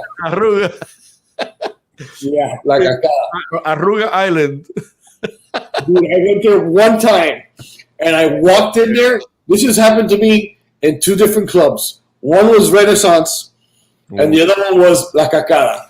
I walk in. I'm not the best looking guy in the world. I walk into this club. You are there, buddy. Dude, you know how like us guys look at a fucking hot chick that just walked in, and you're like, hey, look at that shit. That's how I felt, bro. I walk in there like meat. You felt like brand new meat. Yeah, bro. Like, what the fuck is this? And all these fucking old ladies looking at it. All right, wait. I got a story for you. Hey, have you been to Blue Oyster Bar? What happened? Blue Oyster Bar. Yeah. Oh, yeah, bro. Yeah, we all been there. Bimbo. I got a story like a Blue Oyster story. Wait, hold on a second. Go ahead. I'm trying to remember exactly how it went down and who was with. Oh, it was just Panos. Okay. We were somewhere else. I forgot. Okay, this is what happened.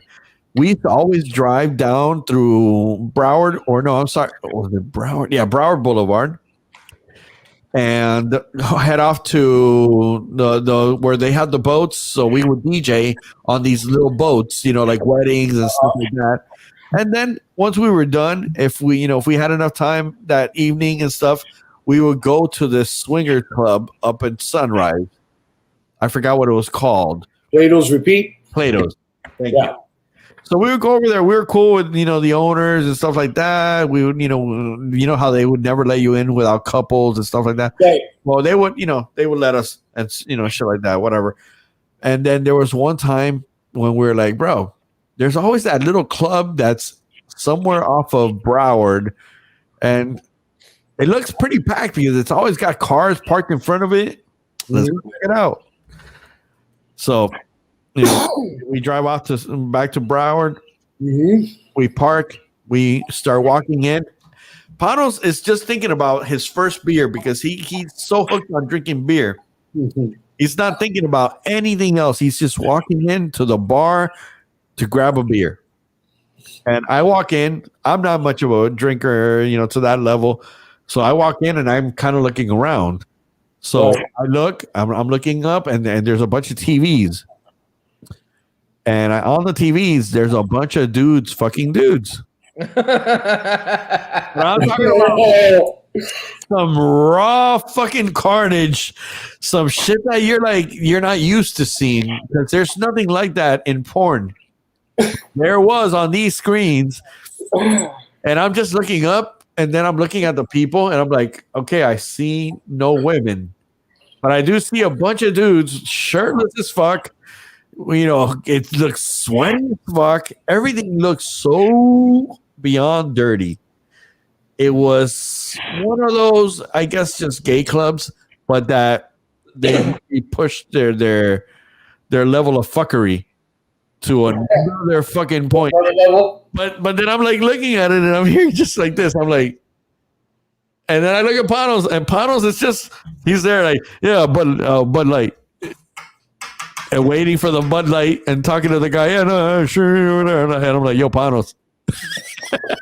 By the way, have you noticed? Panos, look up.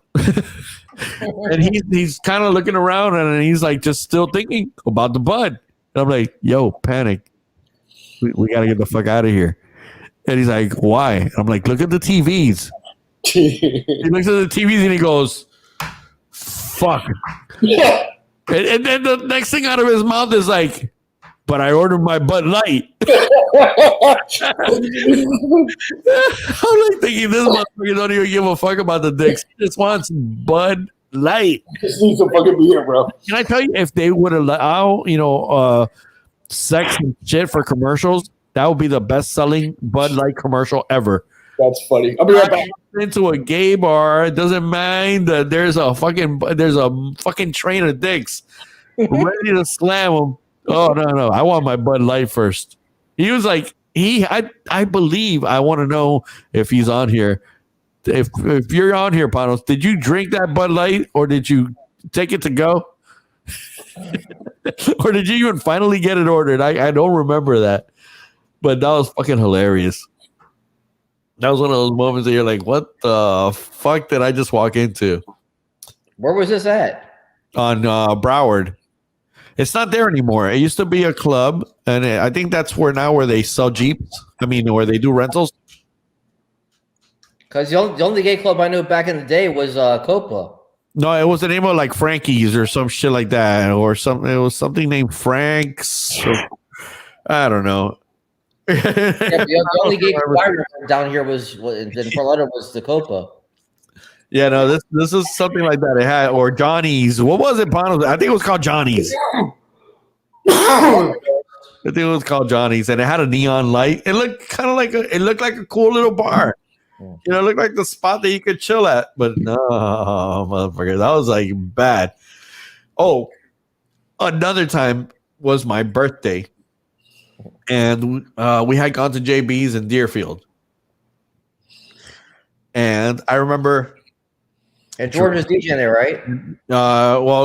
Actually, that night it was Javi. Oh, okay. George was there. George filmed a bunch of shit that day. And then we ended up leaving. It was myself, my friend Alex, which is Panos' nephew, and Nadi was hanging out with us. Mm-hmm. And we ended up going to a bunch of strip clubs. And then from there, we headed off to what's this fucking after hours in Miami downtown. Not Spade, the other one. 11? No, before 11 even existed. Nocturnal, thank you. So we went to Nocturnal. Uh-huh. And Nocturnal was having a gay night. Nocturnal's kind of gay night. Regular straight people go to. It's a mix. Yeah. But then you got those dudes that look like chicks that could be very convincing. They look the part, man. Like you're a beautiful blonde woman, just a little too tall, or your neck's a little too thick. Yeah. Yeah, you're like, man, but that's a beautiful woman. But whatever, that was not my concern. We had taken fucking roles that were pinched with a little too much fucking hyper shit. Right. So we were like, they're twitching. Like, motherfucker, nothing's gonna calm us down. Nothing. There's nothing in the world that was gonna take us to a level of calm. Cocaine would. Nope. Cocaine counteracts MDMA. Yeah, well, it wasn't working, buddy. Okay. It wasn't. I'm telling you right now, nothing was working. And I'm there with my friend Alex, and there's this dude, muscular black guy, and he had the hardest nipples that you could ever imagine. And okay, I'm holding on to the bar. I'm trying to, the bar and I are trying to keep each other straight. And I go to the bartender and I go, "Can I have 2 bottles of water, please?" So I grab a bottle of water and I give one to Alex, and I'm like, "Hold on to that shit with your life, bro. Like if it meant something." And we're both holding on to that, and this black dude is passing by us like a predator. You can hear him like, wow. Like, swear to God, it was like he was feasting on us. Walking by, the 2 cubs that got lost from the fucking bomb, and we're like, no, hey, watch my back, I watch yours. It was like that. We were holding on to each other practically, walking and just moving along, and everywhere we would turn, it was like a nightmare. This dude would pass by. But not only would he pass by, he would pass by so close, he would bump us. You scraped it with the nipples? So you beat me a bunch on that one. But at one point, he passed by and he popped us both with his nipples. And at that moment, we go to Naughty. "Hey, Naughty, peace the fuck out." And she goes, "Oh, yeah." I'm like, yeah, you could stay here because we're I go, "Alex, bro, we got to get the fuck out of here." Dude, I never left a place so quickly in my life. It was one of my scariest nipple moments, and I've never been so afraid for my life. Well, something similar happened, but not to me, to a friend of mine at Warsaw. We were at Cameo on a Saturday night. We were fucked up. We closed the place down. It's 5 o'clock in the morning. We're drunk in the alley there, and we're thinking, where do we go now? We wanted to keep drinking. So I go to my friend. I go, well, Warsaw's open right next door. I go, it might be gay night. He goes, I don't care. I want another drink. I'm like, all right. So there's about 5 of us, all guys. We get to the door, and the guy looks at us. He goes, "Ron, no, it's gay night tonight, right?" Obviously we look straight. I go, "Yeah, we just want another drink. We're at Cameo. We're just gonna have a drink and then we're gonna leave." Everybody was cool with it. So we get inside, no problem.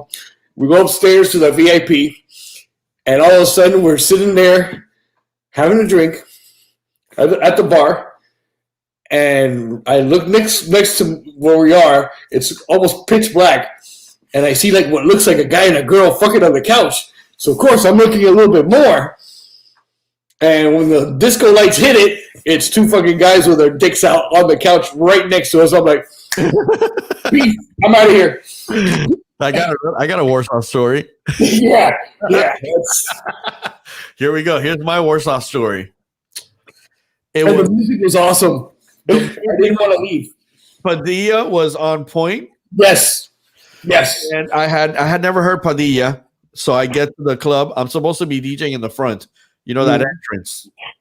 I don't remember. I only went there once. When you get there, there's an entrance, and then there's the back. And that entrance was always used to kind of build up before they open the back.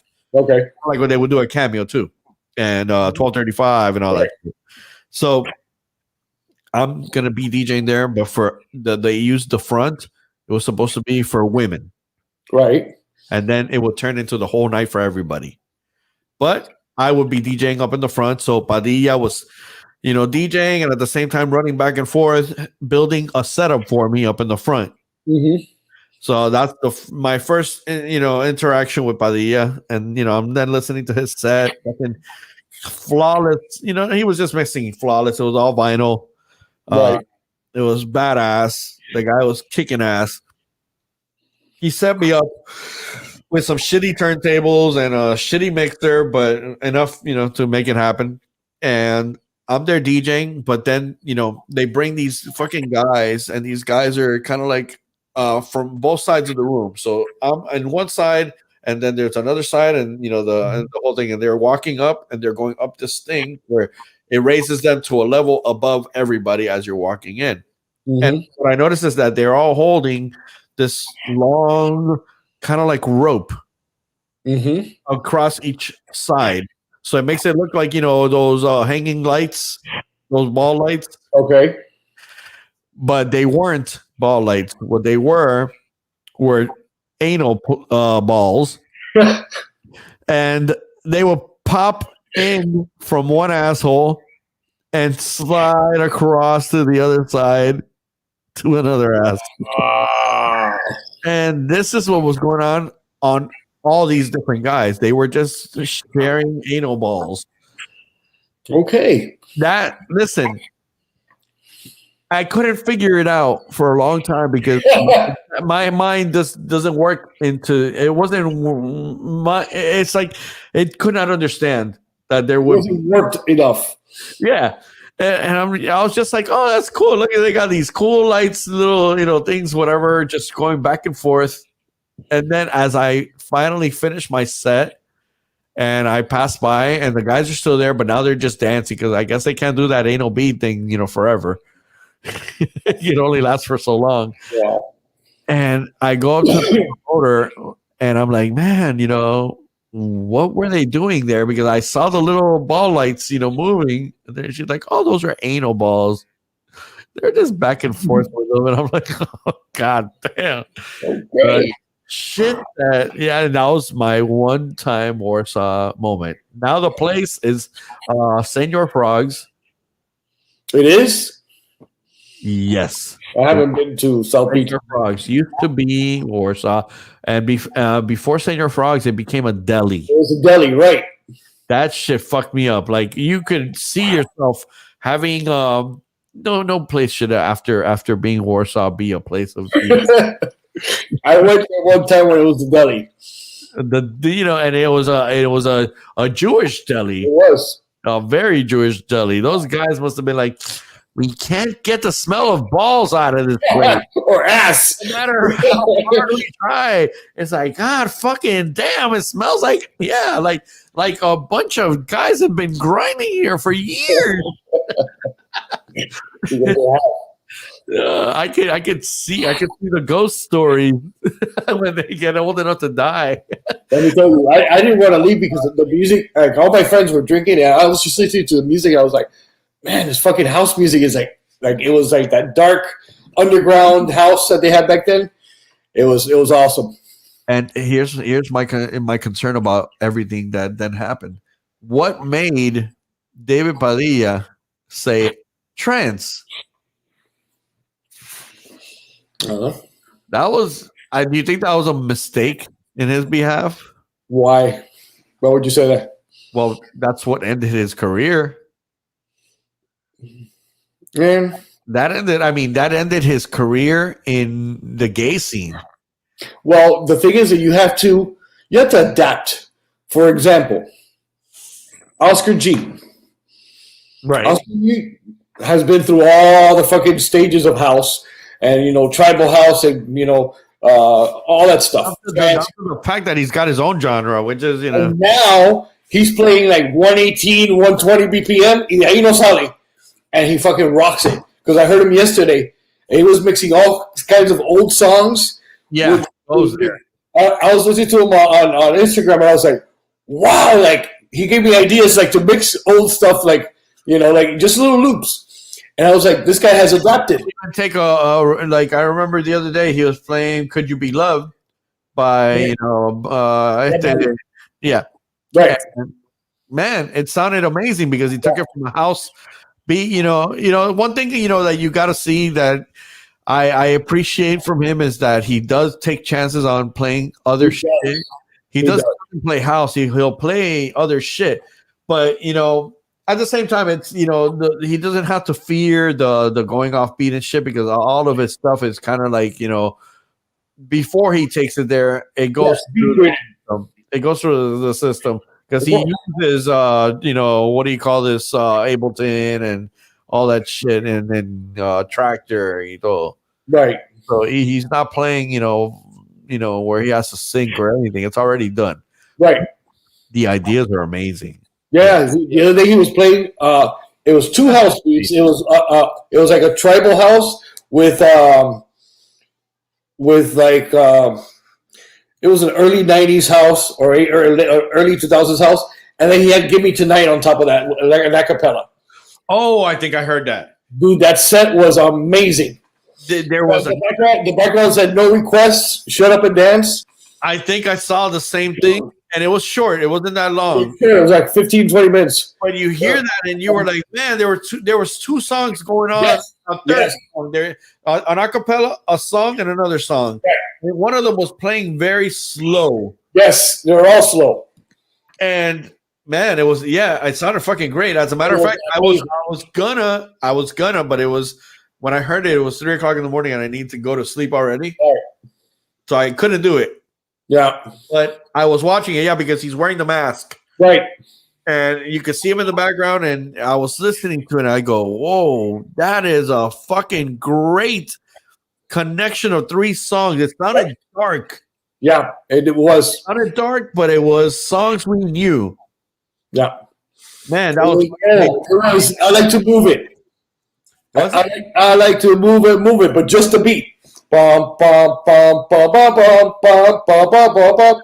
He just looped that. Let's say it was a different one, maybe that I heard and you heard. We heard 2 great fucking mixes by him. And here's the thing, I like to say that there's something that makes him a great DJ. Is he's got great taste in what he gives you. Right. Like his taste is good for almost anybody.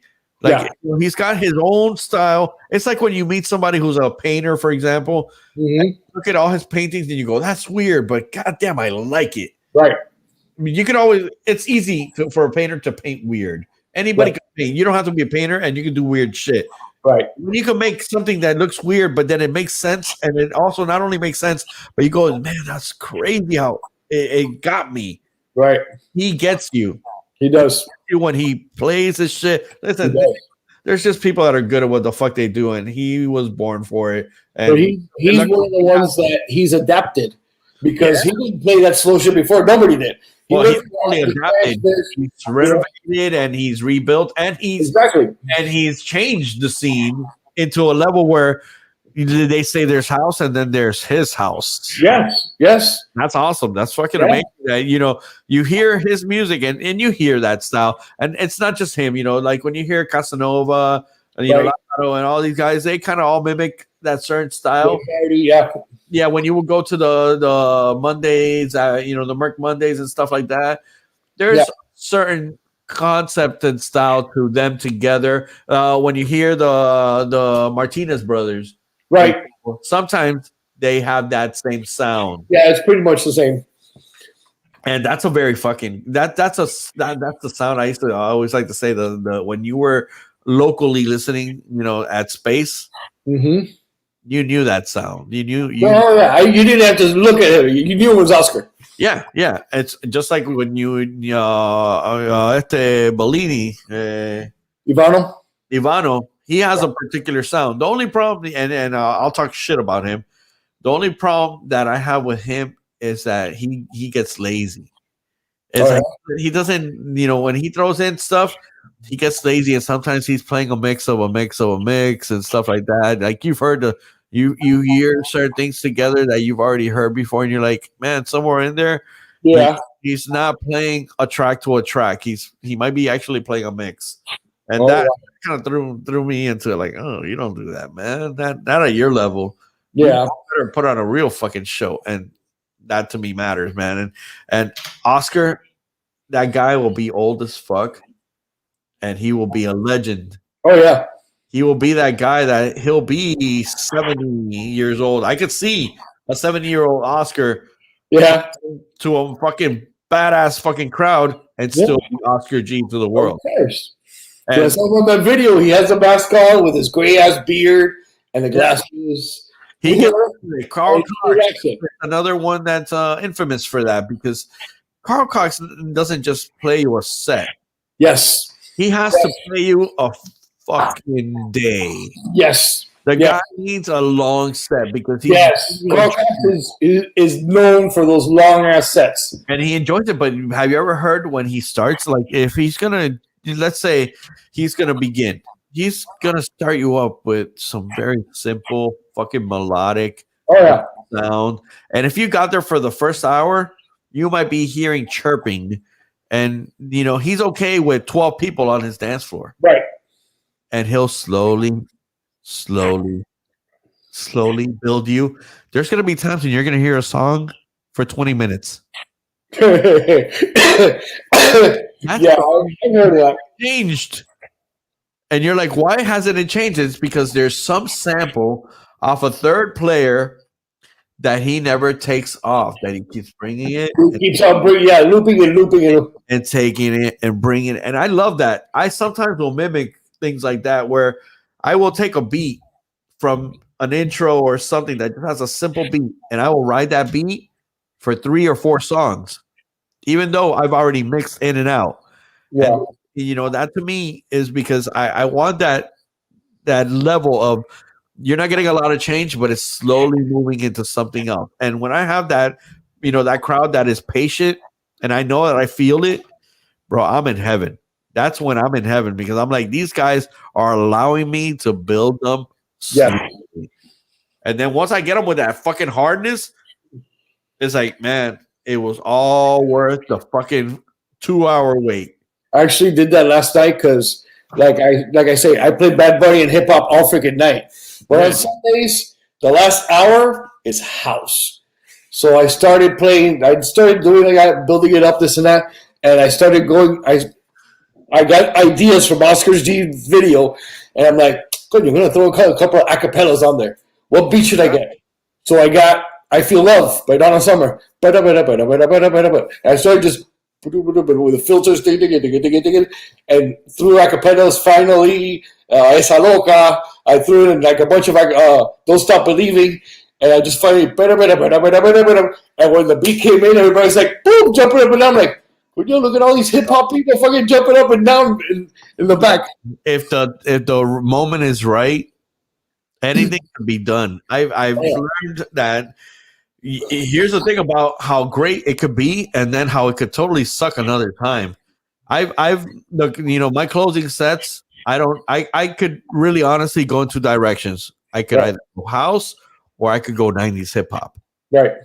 And they both will work very well. But sometimes I will force feed a house closing and it's not happening. It's like it's just becoming like fucking flies on the dance floor. Like that's all I got left, and people are looking at me already like, bro, go to something else. Well, that's why I did it though. I wanted them to get the fuck out, but it was the opposite. But even with that intention, you want them to get the fuck out, but you're building a whole different level, and then you're not even comfortable anymore with wanting to get them the fuck out. You want them to leave happy. At that moment, you're like, man, I'm gonna give you a fucking good last minute ride. Yep, that's what I did. And man, those are awesome. I love that. Yeah. When I used to work at Stash, the best thing to do was that last hour because it was already you had the final creeps of the night. Whatever the fuck you want. And they didn't give a fuck, and I could do whatever the fuck I want. So I would start going into some deep fucking like closet shit that I was like, what the fuck can I give them that they might say, oh, where the fuck did you pull that out from? And that was the fun time. That to me was it. That's where the party's at. But you do it this way. I even threw in "Problems de Amor" by Alexander Robotnik on top of a house beat. Bro, that's how I did it last night. And those are songs, man. The whole, do you not understand that? Like that song back in back in the mid 80s, like Mhm. a club song that was odd. It Right. wasn't something you for No, it every wasn't mainstream. It was never meant for the radio, Definitely not. and it was such an amazing fuck. That's like any George Moroder kind of track. Yeah. Those are songs that were ahead of their time. They were there's to this day, that electronic synth pop Yeah. sound is all from those little crazy groups of that Italo disco that were like going into a more new wave, direction. They wanted to be different and dark or creepy or whatever the fucking man. They would pull it off with some of those fucking tracks. They were like, man, Golden Marauder was way ahead of his time. like crazy family, for example. Yeah. Yeah. Dun, dun, dun, dun, dun, dun, dun, dun, dun, dun. Yeah. Those songs, Yes. the arpeggios and stuff that they would pull off, and then the filter effects. Because if you listen to Crazy Family Mhm. and you get to the breakdown, Oh yeah. listen to that carefully. They're filtering. Oh yeah. They're doing shit that we're doing today. Right back then. They were doing it when the equipment was maybe impossible to have. Yeah. Somehow, some way, somebody knew how. Yeah. That's amazing. Yeah. And with that, we're gonna end our show. So carajo. See, porque ya I'm getting the late night sniffles and all that shit. And I gotta be up by 9. That's from doing too much. I know, man. Too many good years. Too many gigs to keep up with in your old age. Listen, I like to say that these are scars of love. What? You broke up with? They're scars of love. They're Hey, well, like Decade said, take it while you can. Yep. Listen, Just be gracious that you have it and take it while you can and bust your ass. There'll be enough time to sleep when you're dead. Amen to that, my brother. Yeah. Once again, let's give it up for a Decade in the house that was there, but then he had to go. The wife came home and said, "We're gonna mandar pa'l carajo." You know who wears the pants. And my man Walter, he's gonna be trying our croquetas maybe one day soon. Give it up to Salvatore, our chef, our number one chef that everybody. Yeah, even better. Bring them on St. Patrick's Day, so the day after my birthday. That could be my birthday gift. I will. You know what? I'm going to talk to him so I can get them for you because I got to make it happen. And everybody, a shout out to Rico for always being my favorite number one hater, and Panic for being a part of the infamous moment. So, and our sponsor. So let me find a sponsor. I'll do that because he's such a great guy, man. God damn, that guy, he's amazing. There we have him. The shit show sponsor, All Permit Solutions Incorporated, 305-970-0110 or permitman@comcast.net. That's how we work it. That's how it happens. Episode number 24 is in the wrap. So, así se acaba la cosa. We out. You switched it up. I always got to end it with my Beastie Boys, man. Bueno, mi hermano. All right, brother. Take it easy. Peace out, everybody. Later.